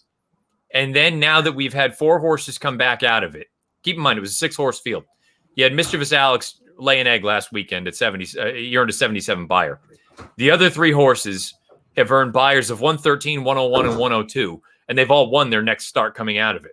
So maybe maybe I was just way, way wrong about analyzing the Met when I watched it, and that's actually going to be the key race of all key races. Silver State has done nothing wrong since he came back in his first start after his long break as a 3-year-old. In my heart of hearts, I don't think he's this good, but I don't know that he's not this good. And from a gambling standpoint, he's the one that I'm most interested in. I wouldn't have a giant position on him. I made him 9-2. If I could get that, I'd probably dabble a little bit just to have just in case he actually is this good. But to me, he is the wild card of all the wild cards in here. Maxfield makes plenty of sense, but he's going to be too short for me. And to the commenter's point, look, I love by my standards, but I'm not. I maintain that he's a grade 1/2 horse as opposed to a grade 1 horse. He's maybe a little interesting for underneath, though, by my standards, yes. Based on, I think you make great points about the form of the Met. Could this be a case where the unexpectedly slow early pace in the Met worked to the disadvantage of the figure? Yes, possible. Figure came back okay, but it didn't come back like what the form looks like. And I agreed, it wasn't a race I was expecting to come back from and want to bet a lot of these horses. But they have put the lie to our like slightly cynical view of the situation. And then there's also the fact that Silver State on that Belmont day where the track was not playing to the inside was down there the whole time. Yes. And we've seen a few of these horses come back and run pretty well. Yes. So I think you've got a couple of reasons to believe Silver State's form is better than it looks. I don't know that he's going to get the trip. This is going to be a very different Knicks go. This is not going to be let's go as slow as we get, that mistaken notion of taking the horse's speed weapon away from them that we saw in the Met Mile. I watched that race with JK, and he was at the half mile pole. He was like just freaking out. Like, what is he doing? He's not going fast enough. And I'm not sure it mattered, in the big picture of life for other reasons we said about Knicks Go, but he wasn't wrong that right. Wasn't, those were the dynamics. It was too slow. So, I in my paper picks, I went with Knicks Go. The more I think about it, though, gosh, there's a very interesting case for Silver State. If that 9-2 were available, and I'll take a little bit of a look at some international markets while we chat and see if there's any prices up there, Matt. But I'm coming around to the horse. That he would have been my second pick, and I'm coming around to the horse as the one that might be the value, just depending on what the odds are, and we'll have a perspective on that in a minute. Yeah, and to your point, if someone came up to me and said, "Give me the winner," I would go with Knicks Go, just because I think he does have that tactical edge, and I think that's the other important piece. His pace figures, specifically the Timeform US pace figures, they're just so much faster than anyone else, especially in the interior parts of the race. I don't even know if I want to use the Cornhusker, because that to me is, he was just much better than those horses. Go back to like the Pegasus World Cup, which it's been well documented. It's not a very good race in the big picture. Pace figs of 145 and 141 internally. Even the Breeders' Cup Dirt Mile, which he did run into a pretty decent field, 144 and 137. Nobody else is really capable of running numbers that fast. And I know, it's not apples to apples with different distances and things like that. But if I needed to just pick the winner, I probably would go with Knicks Go. But Silver State is one of those rare instances. Doesn't happen often, but my gut is telling me that I don't believe it. But he still may end up being the price that dictates or warrants considering a bet, because he just kind of gets lost in the shuffle a little bit. And by no means do I expect him to be 8-1. I think he's going to be pretty darn close. David Aragon is the best morning line maker that there is. He's going to be pretty darn close to that 4-1, give or take a point or two here or there. Maxfield's going to be too short for my liking. Swiss Skydiver, I've said it. I would be thrilled if she won. I'm not really she's in that darned if you do, darned if you don't position. Do you really want to be the one chasing, or do you want to be the one putting the boots to Nick's go? Either way, I don't think it works out for you all that well, but I think they have to be aggressive. And then again, by my standards, I mean, I suppose if he was, I made him 13-1. I guess if he got up in that range, I'd consider him. But I think to your point, what you brought up with him, I think he's a great, if we're talking about keying and different ways of structuring wagers, I would love to key him at 8, 10, 13-1 underneath and say, you know what, let me try to get Nick's go on top.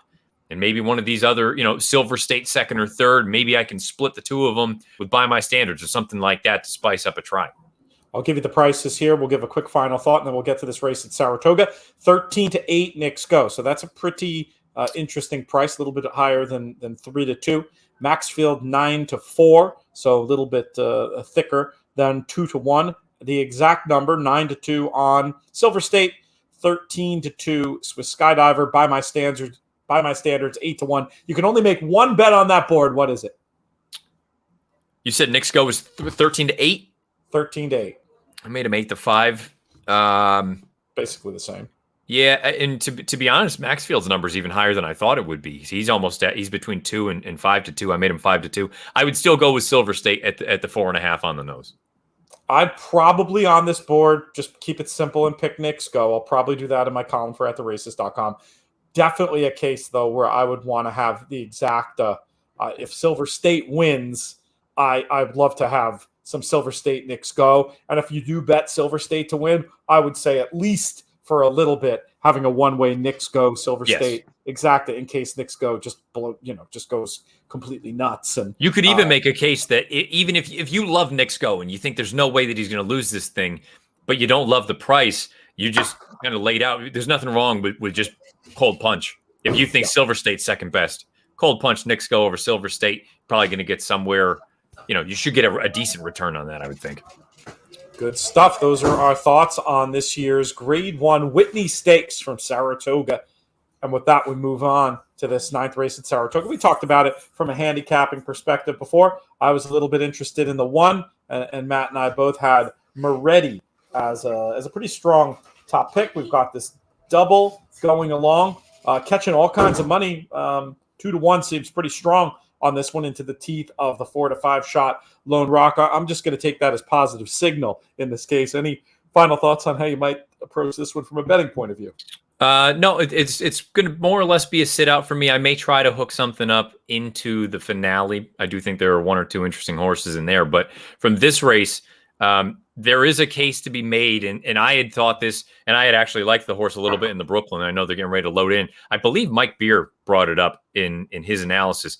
If you really like Lone Rock, you should consider Rise the Guy, because 2 starts back, Rise the Guy was much better than that 2 3/4 margin would suggest in that run at Churchill. He just got stopped and had to, or no, he made the big move early on and then flattened out. I don't think they're nearly as far apart as the tote would suggest. We'll see what's going to transpire here. Michael makes a great point about Nick's go, calling him a classic winner run out type. And with that in mind, with a winner run out type, I love the idea of the Nick's go over Silver State exacta. But maybe you try to do something else with Silver State, not with Nick's go on top. You know what I mean? Like, whether it's betting a little bit at the 9-2 to cover the stake, or messing around in some horizontal bets like the double. Those are some very appealing fixed odds prices right now. We'll have to see what happens, as we get closer to post. But honestly, if you could lock those in, we talked about Dutching doubles before. You can Dutch win as well, and in this case, you'd end up taking an odds-on type price. But if those are to me, value, and this happens much more in fixed odds, value is just if the price is greater than the chance of winning. Like, there can be, it's some people will disagree with this, but I will see situations where a 1-2 shot, and it's a scenario I think is going to cover 75% of the time. Well, that's value. And other people will tell me that humans are always delude themselves about trying to price tail end risk and all these things. And maybe they're right. And it's not a play I'm looking to make very often, but it is a play I will make from time to time. Fundamentally, though, that logic is correct. Yeah. Now, if they want to say it's human error in correctly identifying the probability, that's a different story. But fundamentally, what you said is accurate, and I know you and I talked about it as they're coming by us for the first time here, going 3 turns. Always enjoyable at the paddock bar during this scenario where some of the noobs start screaming as if this is the actual wild boys. Sometimes just to troll them, I'll join in. Why aren't they pushing on the horse? Why are we just sitting there? They weren't even trying. Fundamentally, though, your point is accurate, and I know I've brought it up here before. We had come on for one of these shows. I don't know if it was Royal Ascot or earlier than that. You had a horse that you were really into over there, and I believe the price was somewhere around 6 to 5, and you thought the horse should have been considerably shorter. By definition, those are actually the best overlays because statistically, you're more likely to win.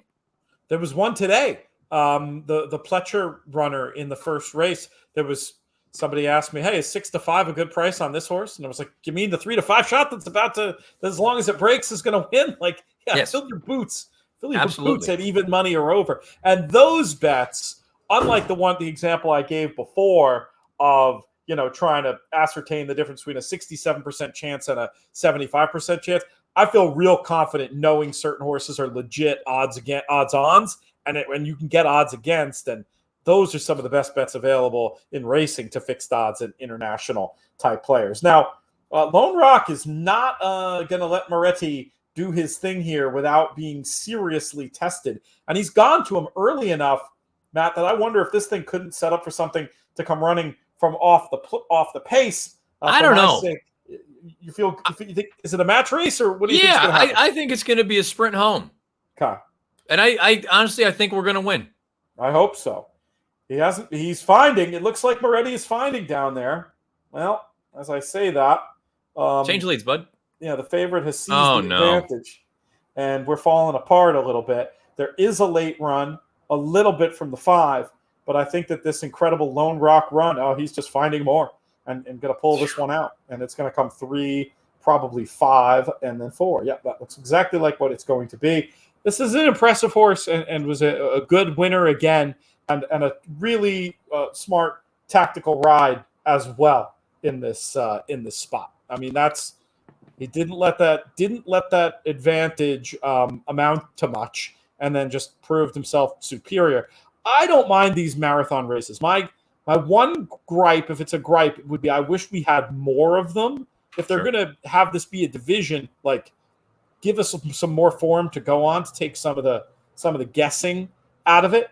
But I don't mind these races at all, and I think Lone Rock has really just proven himself to be a very impressive performer in New York this season. Would you be tempted to run him in the Jockey Club? I think you'd think about it. I mean, because what if you maybe the ceiling is even higher than they imagine, and we'll see how many of these horses are going to be coming back. I mean, you sure wouldn't think he'd fit against the horses in the Whitney, but I mean, just thinking about what some years Woodward's, when that was the closing weekend Saratoga race, looks like, and what some years Jockey Club Gold Cups look like. I mean, I don't think he's going to look too bad. I mean, this horse, I think there's reason to believe has certainly an opportunity to run a triple figure buyer, and if you can do that, don't you fit at least on the edges? I just think with a horse that's in this sort of form, who doesn't seem to be finding any issues right now, I think you at least got to take a shot. I mean, when are you, especially for say what you will with certain barns and whatnot. I mean, this is probably one of the nicer horses this barn has had. I know they've got Keep Me in Mind, who's a good 3-year-old. He's probably better than I've given him credit for. But this horse, I would have to find out anyway. He likes Saratoga. The distance isn't an issue for him. 1.25 miles. He's not a need the lead type. He's also not coming from 100 out of it. I would be. It's another instance where, to me, just as if I were an owner, I would be so disappointed if I didn't find out. Right. And then I wondered, well, what, let's just say there's something crazy that happens in the Jockey Club and a 30 to 1 shot wins it. And you go, why? What, we couldn't have won that? I would have to find out. Yeah, I agree. And it'd be different if there was Oh, but what about the grade 1 going a mile and a half Right. on the dirt in September? Exactly. That race doesn't exist. So you take your shot, and then you can always regroup and look for some, dirt extreme route shots a little bit later in the year. But I mean, when literally all you do is win at some point, you want to figure out just how good you are, right? I would think so anyway. I brought it up on my pod earlier this week. There was a horse up at Woodbine for Larry Ravelli who won a 2-year-old race on Saturday. And I paired up Beyer tops of 80 in the first 2 starts. Has just looked like a legitimate runner. I said I would be disappointed if he's not in the hopeful on closing weekend, because at this point it's early enough that guess what? If he can't stand up on dirt, so be it. You go back to you either reroute him to a different sort of synthetic race, or preferably you think of a race like the Breeders' Cup Juvenile Turf Sprint, and you say we can take a shot there. Why not? The Tapeta to the turf, a little, it's close enough anyway. You'd think he can step on that. But with a horse that good right now, I would be, and with the pedigree that he's got on top, it may not sound brilliant. He's by Dominus, I believe. Oh, no, excuse me, Trap Shot. But on the bottom, the dam is a sibling to Sir Winston, who won the Belmont a couple of years ago. So distance shouldn't be an issue for him. I'm in that position where you're at a point now where what do you have to lose to find out? The sky is the limit. And if it turns out it doesn't work, all right, you reroute. Some good questions. Getting back to other conversations we had earlier, Tom acknowledging that, yes, going home to mom definitely was a rough day of racing. Yeah, that was not a fun one. Trish has a good question. Advice on splitting contest entries, driving her crazy today. That's a really tough one. I mean, that split ticket disease is something that's very real, and I think to some degree is inevitable. I mean, the one thing I'll say is to try to, as much as possible, have some horses that you're going to play the same on all tickets, and then only in the races where you're really torn, do the splitting.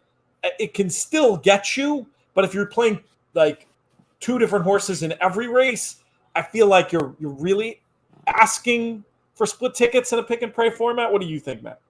Yeah, so from a pick and pray standpoint, I agree with the premise of, let's just use today. You had the entire card. You've got 10 races. Find those. There's not necessarily like a number, an arbitrary number, but find those 5, 6 that you really like, and you stick into them, and they're on both of your tickets. And then in those other 4 races or 5 races, depending on how many you pair up, you look at it and say, I think I like this horse, but I could see this horse winning as well. I don't know if I would get stuck into 2 of the chalks in those plays. I think I would probably shop around for a price. If you're not so sold on a horse in a race, in all likelihood, you don't really love the second one as well. So maybe you want to kind of shop around a little bit. I would change that philosophy, though, with a live format.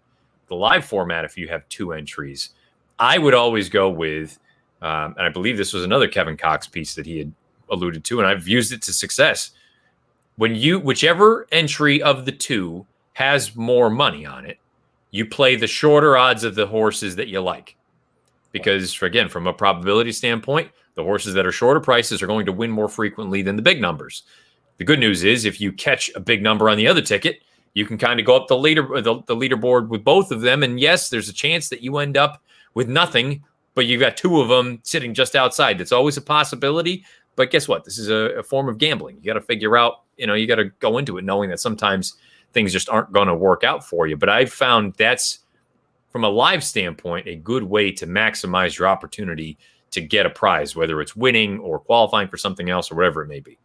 Paul Sherman calls that the good ticket, bad ticket theory of multiple entries, where you hit something, the tickets are created equal. Once you hit something on one that's not on the other, that becomes the good ticket. And then you put the longer price on the bad, quote unquote, bad ticket, the shorter price on the good ticket. Now, the exception to that is, I wouldn't say it should be all about price. It should be all about which horse you like best.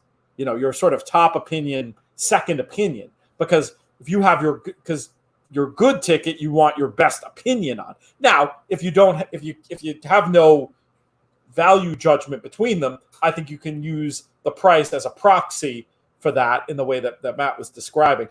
of course, you'll see many instances then where the good ticket becomes the bad ticket and you get yourself into some sort of split ticket hell. It's a frustration that contest players have to deal with, but especially in pick and pray, where it's so arbitrary and you can't change. I really do like that idea. And if you go back also, Trish, and you look at some of the successful players, and we should check out a leaderboard here in a minute, speaking of successful players, if you look at what they do, I think you're going to see that a lot. Where 5 of the 10 races they have the same horse, and then where they're torn, that's where they put those others in, and then in that instance, I think you're gonna see a little bit less of the split ticket stuff, because you got to remember there's no like you if you're not going to make your goal in a contest of finishing wherever you're trying to get in the prize pool, like from a theory point of view. Like any point that you've gotten to there that didn't get you to your goal, it's kind of wasted. You'd rather be first or last in a lot of contests. It feels good to cash and have $30 at the end of HorsePlayer Happy Hour. Maybe that feels better than being on zero, but odds are the player on zero is probably doing it better than the person who finishes with 35. The contest format is one in which you can't be you can't get self-conscious about what other people are going to look. They're going to see your name at the bottom of the leaderboard with $0. If you're doing it the right way, it really doesn't make a difference. It's very much it's a win or nothing thing, with exceptions if you're playing in a cash contest and they're Sure. The top 10 or whatever it may be. But for the most part, if you're trying to get into the top 2, so like for one of these happy hours, or if you're someone who's just trying to accrue points and look to the big picture, whether you have $0 at the end of it or you finish third, what would you rather do? Well, you'd probably rather finish third or second or first. And the best way to do that is to take your chances and recognize that if it's not my day, it's not my day. It's going to happen more often than not. But the days that you are right, you're going to score out. That's the way that it's done. Let's look at a couple more of these older comments before we do the leaderboard check. Here's Mike again talking about slump advice. Likes to look up winning tickets he had, go back and watch those races. He says, sounds a bit silly, but hey, I'll tell you what, if it's gonna get you seeing the ball well again, if it's gonna get those positive thoughts going, I want you. Look, we all know we're not invincible, right? But when you're making a bet, I want you to, as much as possible, have a positive outlook about it and know it's not so much about I'm definitely gonna win. That's just unrealistic. But I want you to be able to go up there and say, this bet is doing what I need it to do. And that might mean, hey, I know where my edge is when I'm making it. Or maybe it's, if you're somebody like I am this summer at Saratoga, I'm not focused on. I mean, I've been fortunate to make some money, but I'm not here to, I'm here to have fun, right? If I can go up and make a bet and say, okay, this is a responsible bet where I'm not getting too much of the worst of it, like that's good enough. Like this is a good bet for what I'm doing today. And if I'm stepping out, I need to know I have an edge here. And you got to be. I want you coming at it from a place of positivity. And I think what Mike described, if that's going to help get you in that positive mental state when it comes time to put your hand in your pocket or your fingers on the keyboard. That's a win. And when you lose that, I mean, you said it before, scared money never wins. I mean, there's a lot of truth to that. And you've got to hit the pause button or come up with a safe, easy, responsible way of betting, like contests over on horseplayers.com and horsetourneys.com when your mind is in that state. Because otherwise you're running the risk of taking an activity that can be the absolute best and turning it into the worst. And racing doesn't deserve that, neither do you. Yeah, and I mean, look, I'm guilty, and I'm not even going to say guilty. I do it with pride. I'll go back, and especially if there's a race or a horse with something coming up, let's just say, the Whitney, as an example. And there's a horse I like in there that, I'm not really seeing many people talk about, or for whatever reason, maybe is a little bit slow on figs. I'll go back and start looking at prior results that I had that kind of feeling leading into that race, and then watch it. And when it plays out, you kind of relive that feeling of validation of, no, you know what? Just because everybody else doesn't see it doesn't mean that it's not going to happen. And look, there are many more instances that you can find that you had that feeling and you look up and you watch the replay and the horse is still running. But the idea is to use those positive sort of, affirmations, that idea of, oh, you know what you're doing. You know how you got here, and you know what you see for whatever it may be, a certain pattern or whatever the case is. You think back to the way it was you're feeling leading into whatever that other score was, and you pull up that replay and you watch it. Yeah, I've done that more than once. I do that quite frequently, to be honest with you. That's awesome. Just because you go through, and I think it's just that you got to have the positive mindset.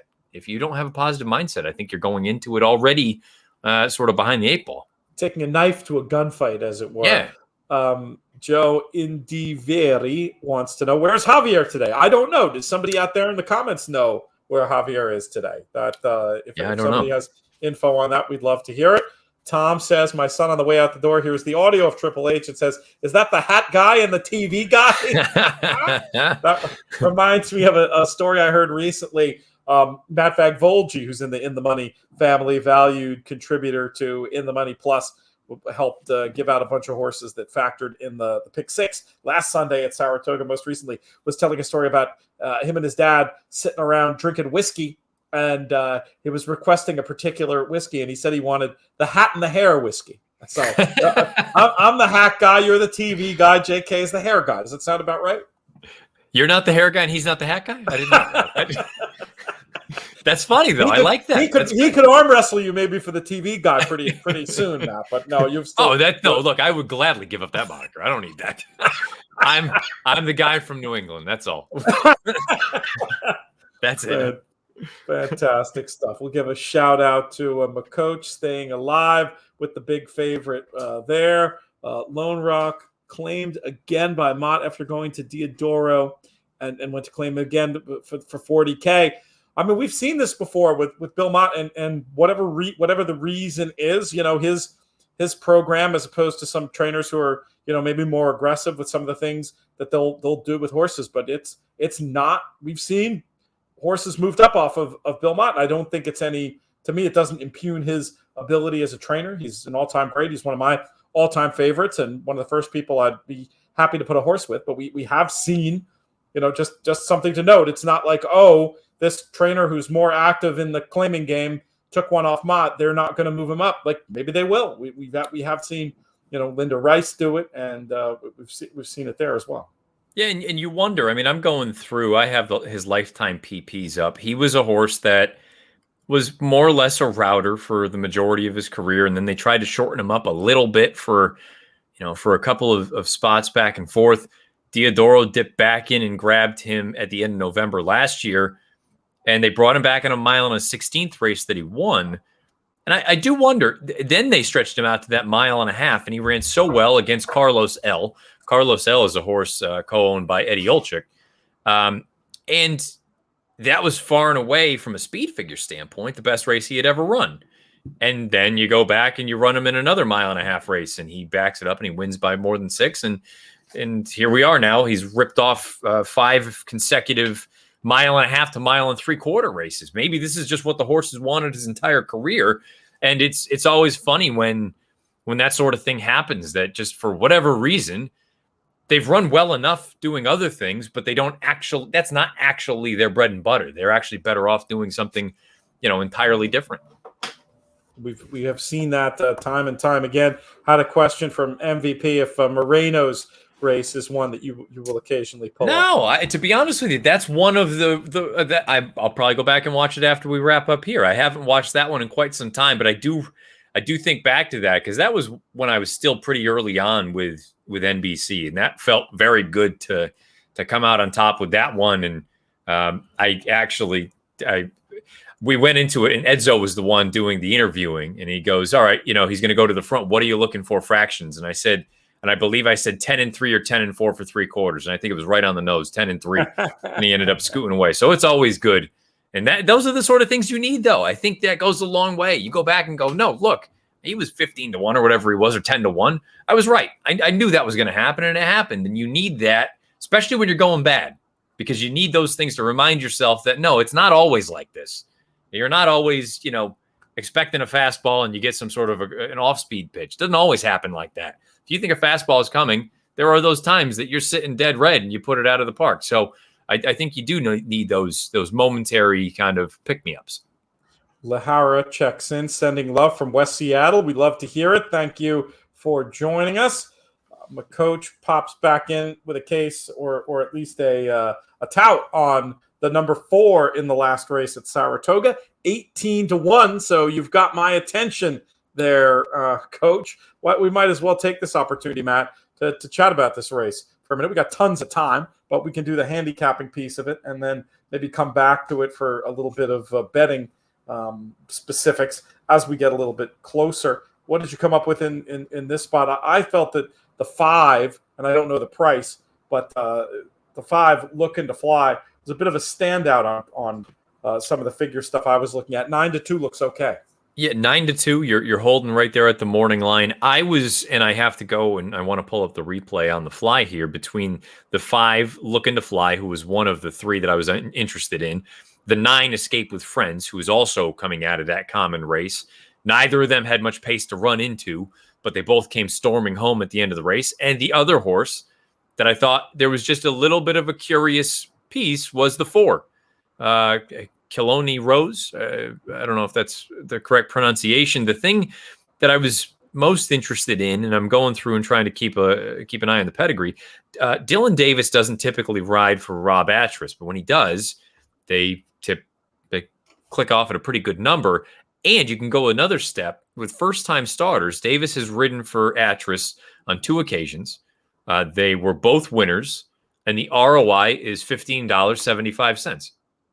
So they were both double-digit kind of horses that just kind of got lost in the shuffle. So that was, and I would be lying if I said there wasn't one other horse that kind of caught my eye, and there was a positive number for the 8 Out of Sight. For Phil Gleaves, first time going over to the turf. Past 4 years, first time turf. The win rate is not huge, but it's pretty solid. 3 for 14 with an 1892 ROI. So you've got massive ROIs for a couple of these horses that are look. One of them is 20-1, and the other one's 18-1. To be honest with you, I may just play those and say if one of them connects, I'll be a happy camper, and if they don't, they were a price for a reason. Yeah, that's fine. You can't be right that often at that price point. You don't need all that many reasons to like one at that price point. Let's do a quick leaderboard check. Todd Von Dree is in first right now at 70-60. Has the 9 in this race. Sean O'Malley in second, 68-60. Michael Domaville, who's been active in the comments, 63-90. With his technical second entry. He's also down in 6th with 55-40. Let's see which runners he played. So he's got the 9 on one and the 10 on another. Is that right? The 10 and then the 9. So the one with the 9, not going to be able to win the day with that. But this contest, first and second is the exact same prize. And then top 10 is tiered in terms of tour points, and then top 15 get to advance. John Twomey in 4th place, Michael Robinson 5th. We already told you about that second Michael Domaville entry. Dave Nichols, who's a big supporter of Thoroughbred Aftercare charities, including the TRF and the TAA. He's in 7th. Ray DiCarlo, Bill Chenvert, a very active contest player. Trish Smith from the comments in 10th. So that's not a bad little spot to be. Trish has my 5 in this spot. Michael Mutnansky. So now my buddy. So this is my buddy from WEEI in Boston, and he sent me a text. He sent me a text before the day, and he goes, "When my name is up on the leaderboard, make sure the name is pronounced correctly." So did I butcher it? Well, Mutnansky. Okay, I said Moot. We call him Mutt, but if he's watching, he's going to get a kick out of that.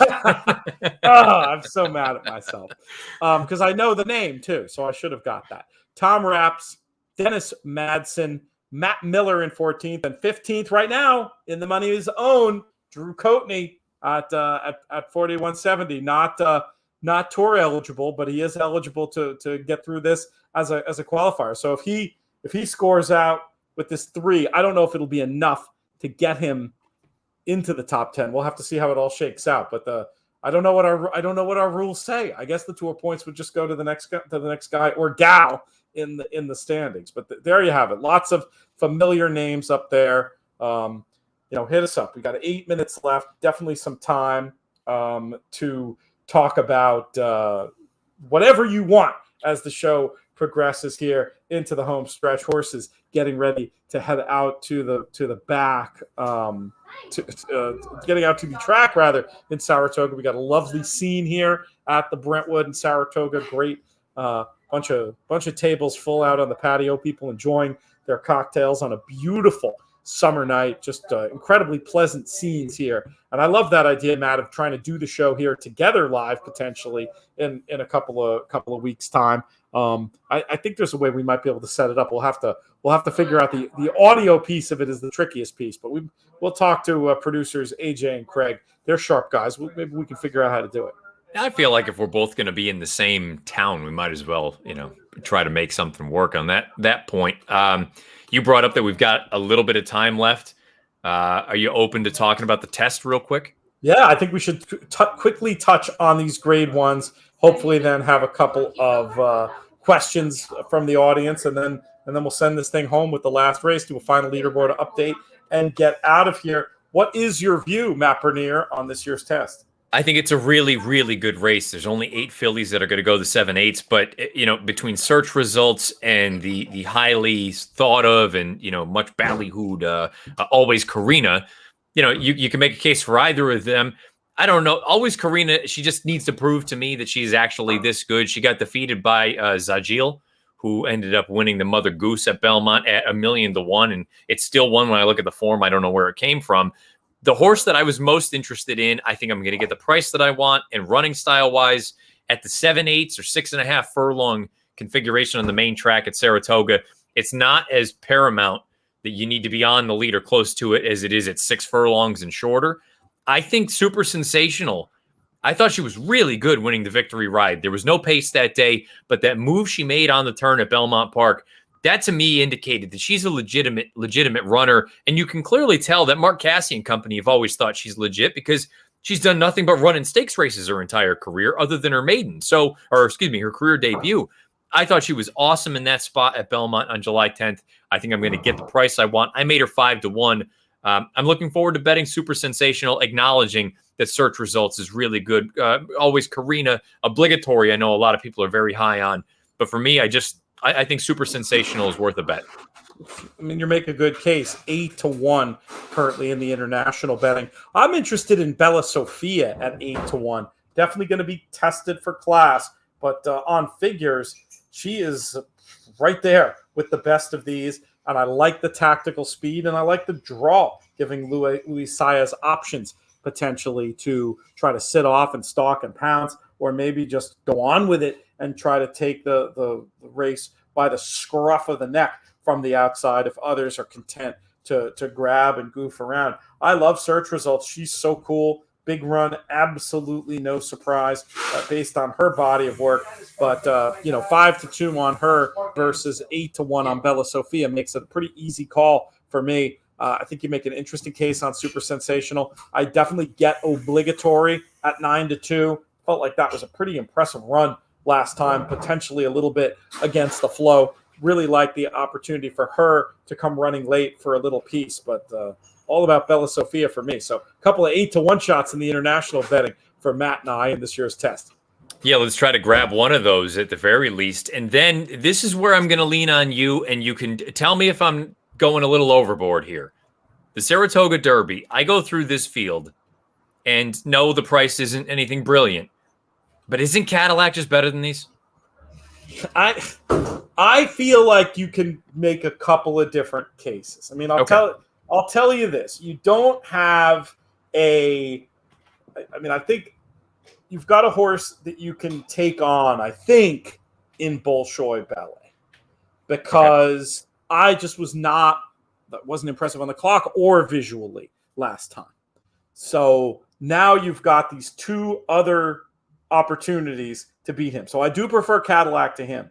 But State of Rest is very interesting as well in this spot. I was just texting with Kevin Blake, my buddy from over at the Races website, who helps out with the racing management side with the Joseph O'Brien stable, and the vibes seem good around the horse. feels that he has to move up off of that last run at the Curragh, second start of the year.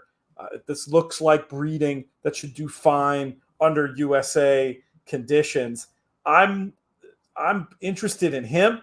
I'm a little interested in Secret Protector coming off that run. The Hampton Court, a serious race that was run on USA style ground. So I think I want a Euro that isn't Bolshoi. That's the way I'm looking at this race. Okay. Yeah. And to be fair, the two that I was initially looking at, well, Cadillac to me just kind of stuck out because I remember his 2-year-old form, and then going back and watching that ARM holding stakes there.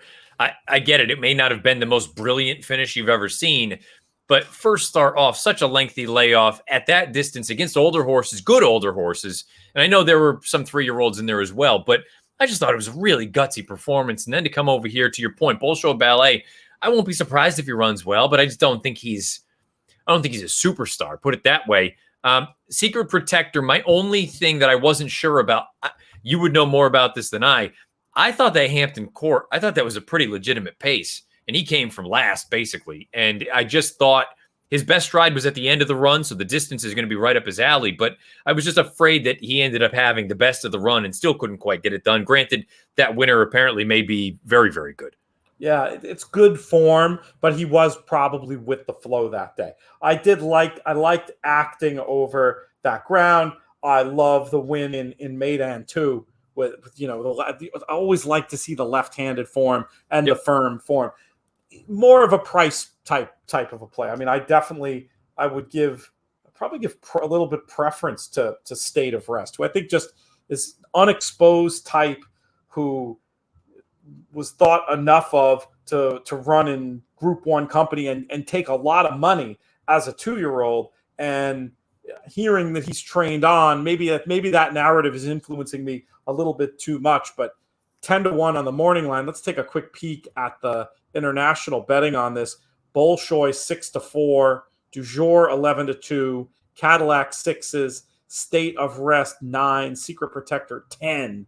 I mean, my real opinion is just to be against Bolshoi, I think. And if he kicks sand in my face, he kicks sand in my face. And I'll probably just play the other Euros in various combinations. That might be my thought. I guess, the American contingent, I don't know that I love any of them. The unknown in here, granted, it's supposed to be a stepping stone to the Travers. King Fury, I guess, is a little intriguing just because who knows what he can do. I mean, you see Curlin's act on grass. I'm not worried about that. Taurus, I don't believe she ever was on the grass, but she was a sprinter. She was more of a 7 to a 1-turn miler. We have a late scratch in the finale. The 2. Okay. 25-1. So from a gambling standpoint, won't change much. But some of you in the contest, if you had this horse, unfortunately, you're going to be scratched into your backup. Yeah, I guess I just thought King Fury was the only one of the domestic horses that, simply because I don't know what to expect from him. Everybody else, I'm really not that thrilled with.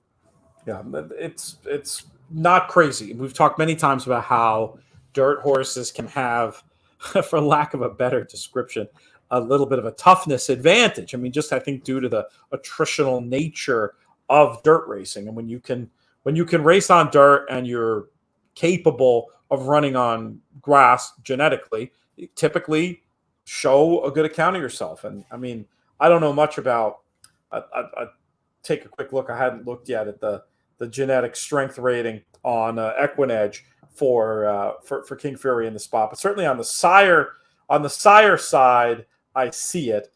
Comes out a little light on GSR compared to some of the competitors in here, but it's not a massive. Actually, no, it is a pretty big drop down from the dirt GSRs to the turf one. I'm going to probably let King Fury beat me in this spot. I'm going to probably let Bolshoi beat me and play around with the others and see what other intel we can gather. Hopefully, Stephen Bonnick will be doing a full write-up of the European shippers, as he often does on Saturdays over at InTheMoneyPodcast.com. Maybe he'll see some things that I haven't been able to pick up on yet. But Cadillac is definitely on the short list, and probably the most likely of the non-Bolshoi runners, like technically speaking. But I wonder if at the prices there might not be yet another way to go in this spot, as we've got the 8 now acting up at the gate. I did think one of the more interesting things of this race, and we have seen the reluctance of the New York Colony, the riders, to go to the front in these turf races.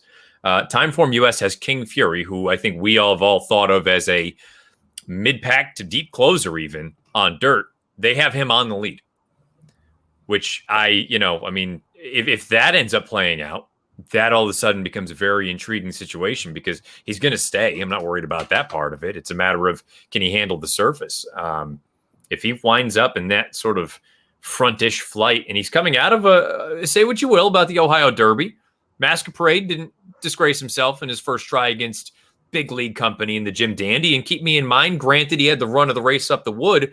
I mean, he almost defeated Essential Quality, although he didn't necessarily run the best race. Point being, coming out of a pretty solid race right now. Yeah, we're going to see how it plays out in the Saratoga Derby Grade 1 action on that Saturday Belmont card. It's a loaded card. Can't wait to be playing along with them on Saturday. All right, we're off in the finale, Matt. What kind of trips are we getting here? I feel like the 5 is in a pretty good spot. Are you happy enough with where you are? Yeah, I played little bits on the 4 and the 8. The 4 is saving ground down at the back, and the 8 is just outside of your 5 right now. So, trip-wise right now, I don't see anything to really be too upset about, other than the pace is very, very moderate.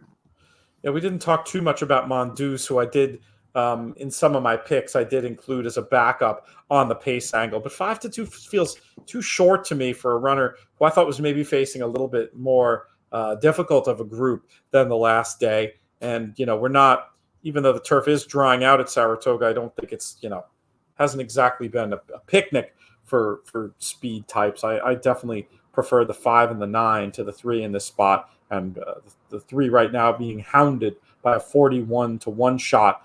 Maybe that'll set things up, as the 9 makes the move on the outside, and Look at the Fly has to be patient down on the inside, but hopefully we'll find either a seam or have an opportunity to go up the wood. Stymied for run right now, looking for that split, but appears to have some finish. I was going to say this is going to be a bit of a scramble at the end. I'm hopeful the 8 can find something at the end, just kind of going up and down. But the 5, I think you've got this one, no? I would hope so. I mean, Mondoose actually ran a really nice race, repelling all that speed, but the figures were right on this one, as the 5 runs out. An easy winner in the end in the Saratoga Nightcap at a very pleasing price. Yeah. I wish I had done a little bit more there. Nice job. Yeah, not bad. Yeah. We had winners. We gave out some winners today. Yeah, we bookended it with a couple of 7-2 shots. Yeah, we'll take that. We'll absolutely take that. And no, for the purposes, again, for me, looking back at Lone Rock in the previous race, and a big pick, that's a horse I'm going to want to have. It was, we happened to be using that double example, and that was really the reason to oppose. It was no real reason to oppose that horse other than price. And I try not to just knee jerk be against horses who are going to be short. It's just, you got to explain. There's context. There's ways that those horses can be used, and there's places where they should probably be avoided. So that's something to consider. Tom Espinoza, also a Cadillac fan, points out about the horse having form in the Breeders' Cup Juvenile that wasn't too bad. What was he, 4th or something in that race? Yeah, I believe he ended up 4th, and he made a bit of an early move that day as well. So we'll find out, and that's why I needed to talk to you. Am I going a little overboard here, saying he's way the horse to beat? You've at least given me reason to go back and take another deeper look at State of Rest. I feel pretty confident in my secret protector idea, and that not that he can't win this race, but if the pace is going to be on the moderate side, I thought he had a pretty good go of it in that most recent run. And there is something about, we talked about it with some of these other races we've had in the contest. There's something about, for both Cadillac and State of Rest, taking on older horses in their most recent starts. And now they're going back into 3-year-old restricted company. I think there is something to be said about that. And you're going from Europe to the United States. You, in a way, for both of those horses, you get kind of 2 pieces of class relief, and they're both making their second starts of the year. So I think there's plenty of reason to like those. It's both extremely appealing. And you throw in that idea, as much as we always hammer on about turf form shipping west and all that. It just, I don't have any stats on this, but it just feels like the advantage that Euro turf horses have is only going to be made that much greater by the fact that the home team isn't running on Lasix at this point. And I think you're going to see some dominance throughout the rest of the year in these races. So it wouldn't surprise me if Team USA doesn't get anything in this year's Saratoga Derby. I was earlier, just for ha-has, I was going through and looking at some prices for the Breeders' Cup. And the one that stuck out to me, there were actually two. And maybe you've got some friends over in Europe you may need to drop a line to. Some of them may be watching. Jackie's Warrior was 8-1 for the Breeders' Cup Sprint. If things continue, I'm all in now. I wasn't fully, all in as a believer. I thought that was a spectacular performance, and he just continues to do that time and time again. If he keeps going that way, I don't want to say he'll be guaranteed the favorite because that allowance race, we'll be curious to see where those horses come back from, Bo Liam and Witzel. But 8-1 sounds very appealing. And then 8-1 on domestic spending for the turf. Granted, you've got Tarnawa and you've got a couple other horses that the prices anyway were shorter, but 8-1 day of on domestic spending. I don't know if you're going to find that. No, that sounds like it could be good. It feels like, look into the bricks and mortar type market. You might, what was bricks and mortar in the end? 4, 7-2. Yeah, it might have even been less than that. I can pull that up on the fly. Yeah. I mean, now granted, Tarnawa and it's a lot of it's going to depend on who shows up from Team World in the Breeders' Cup. But it's so exciting. I love the idea of looking ahead to these races. I love that, you can now see a path to maybe where we're going to be able to have some fixed odds, anti-post betting on an event like the Breeders' Cup within the next couple of years. I think it makes it so much fun to enjoy and gives us a lot of opportunities to create great, fun content. Joe Solito pointing out that Saez gets 3 today. He's been, do you know what Bricks was? I mean, my guess was 4-1, 7-2. He was even money. I guess it wasn't the strongest crop of Euros, right? It was the ill-fated Anthony Van Dyke. Yep. There was that other O'Brien that was that I actually kind of liked. It was 40-1, but there wasn't, it wasn't Tarnawa or an Abel or. That's amazing though. How funny how quickly the memory fades. And I was against Bricks because remember there was that whole thing. We thought he was a 10 furlong horse and either cut back or go far, and it was just there was just too much uncertainty at a short price for me. And then we'll never know. I did a Twitter poll that I think we had 500 responses, 250 of if Anthony Van Dyke gets there without being stopped. That big grinding looping run he was making. That's who I needed in the spot. I was stubborn and should have probably done more with bricks and mortar, but he was just too short of a price for me. And that's sometimes you just gotta take those on the chin. And that's what happened to me there. Do you remember who you bet in that race? Yeah. Old Persian, who's still running. Old Persian was actually the second choice at 7-2. Yeah. I mean, he had that good form from Canada, right? Yep. I was worried he was one. I mean, I guess he was a 1.5 mile horse. For some reason, I didn't like how he stacked up in there. I mean, it did not like him, but it just at the price, I didn't get drawn in. Do we have a final leaderboard, AJ? Once that goes official, we can give that a holler and plan on getting out of here. For this is a marathon edition of the show. It's kind of fun doing it a little bit longer. There's tons to talk about. So, okay, we have a little bit of a turn up on the leaderboard with John Twomey getting the win, 72-70. He will be joined in our finals by Todd Van Dree, who was up there for a long time. That's a deserving spot at 70-60. Sean O'Malley, Ray DiCarlo, Michael Domable, Trish Smith. Congrats, Trish. I think you're still watching. And congrats, Michael. I think you're still watching. Dave Nichols, Matt Miller from Chicago there, Michael Robinson. Michael Domable gets the double, so he gets 50 tour points for the 5th, and then another 10 for the 10th. Not bad at all. Bill Chenvert, Mike Mutnansky. How was that? Was that better? He just texted me. He goes, "Do I qualify for Saturday finishing 12th?" I said, "Yes." Does. You're in Saturday. You're in Saturday. You don't get any points, but you're in Saturday. He does, no tour points, but in Saturday. Bill Chenvert, Larry Barkin, Tom Rapson. Oh, look who for the second time this year ends up being our bubble boy It's Drew Coatney coming home 16th. Drew, I'm sorry, but I'm sorry, Drew. I don't mean yeah, to laugh. that's yeah, I know we're terrible friends. David Browning. I mean, he's on every leaderboard, the first page. And he must have gone flying. I didn't see him all day, and then he's there at the end. Yeah, he picks up points in that last race. David Browning, for those who don't know, he's our leader in the clubhouse, as it were. He's our number one man. He's in pole position to get one of those two $10,000 Breeders' Cup betting challenge seats. All right, Matt, I've got a dinner to cook. People headed over to the house. We got to rock and roll, but not before we do some thank yous. And we start with you, my man, the rock of these shows. So great getting a chance to work with you. Can't wait to hang out with you soon. We're going to thank producer Craig in absentia, producer AJ, Arthur Wash in reality for pushing all the right buttons and helping us out. Got to thank our friends at the Breeders' Cup, Haley Amos. I understand she's getting to Saratoga. I think we're going to get to see her at the Gumbo event next week. That's going to be an absolute ton of fun. Justin McDonald over there as well, our friends and partners at the Breeders' Cup and HorsePlayers.com. We appreciate you. But most of all, we appreciate all of you, the viewers, especially those of you making comments. We want more people to join us live and really create a fun community atmosphere on these shows. That's going to do it. This show's been a co-production of the Breeders' Cup and In the Money Media. I remember the company name there. Our business manager is Drew Coatney, the aforementioned Bubble Boy. Our chief creative officer is Jonathan Kinchin. I'm Peter Thomas Fornatow. May you win all your photos.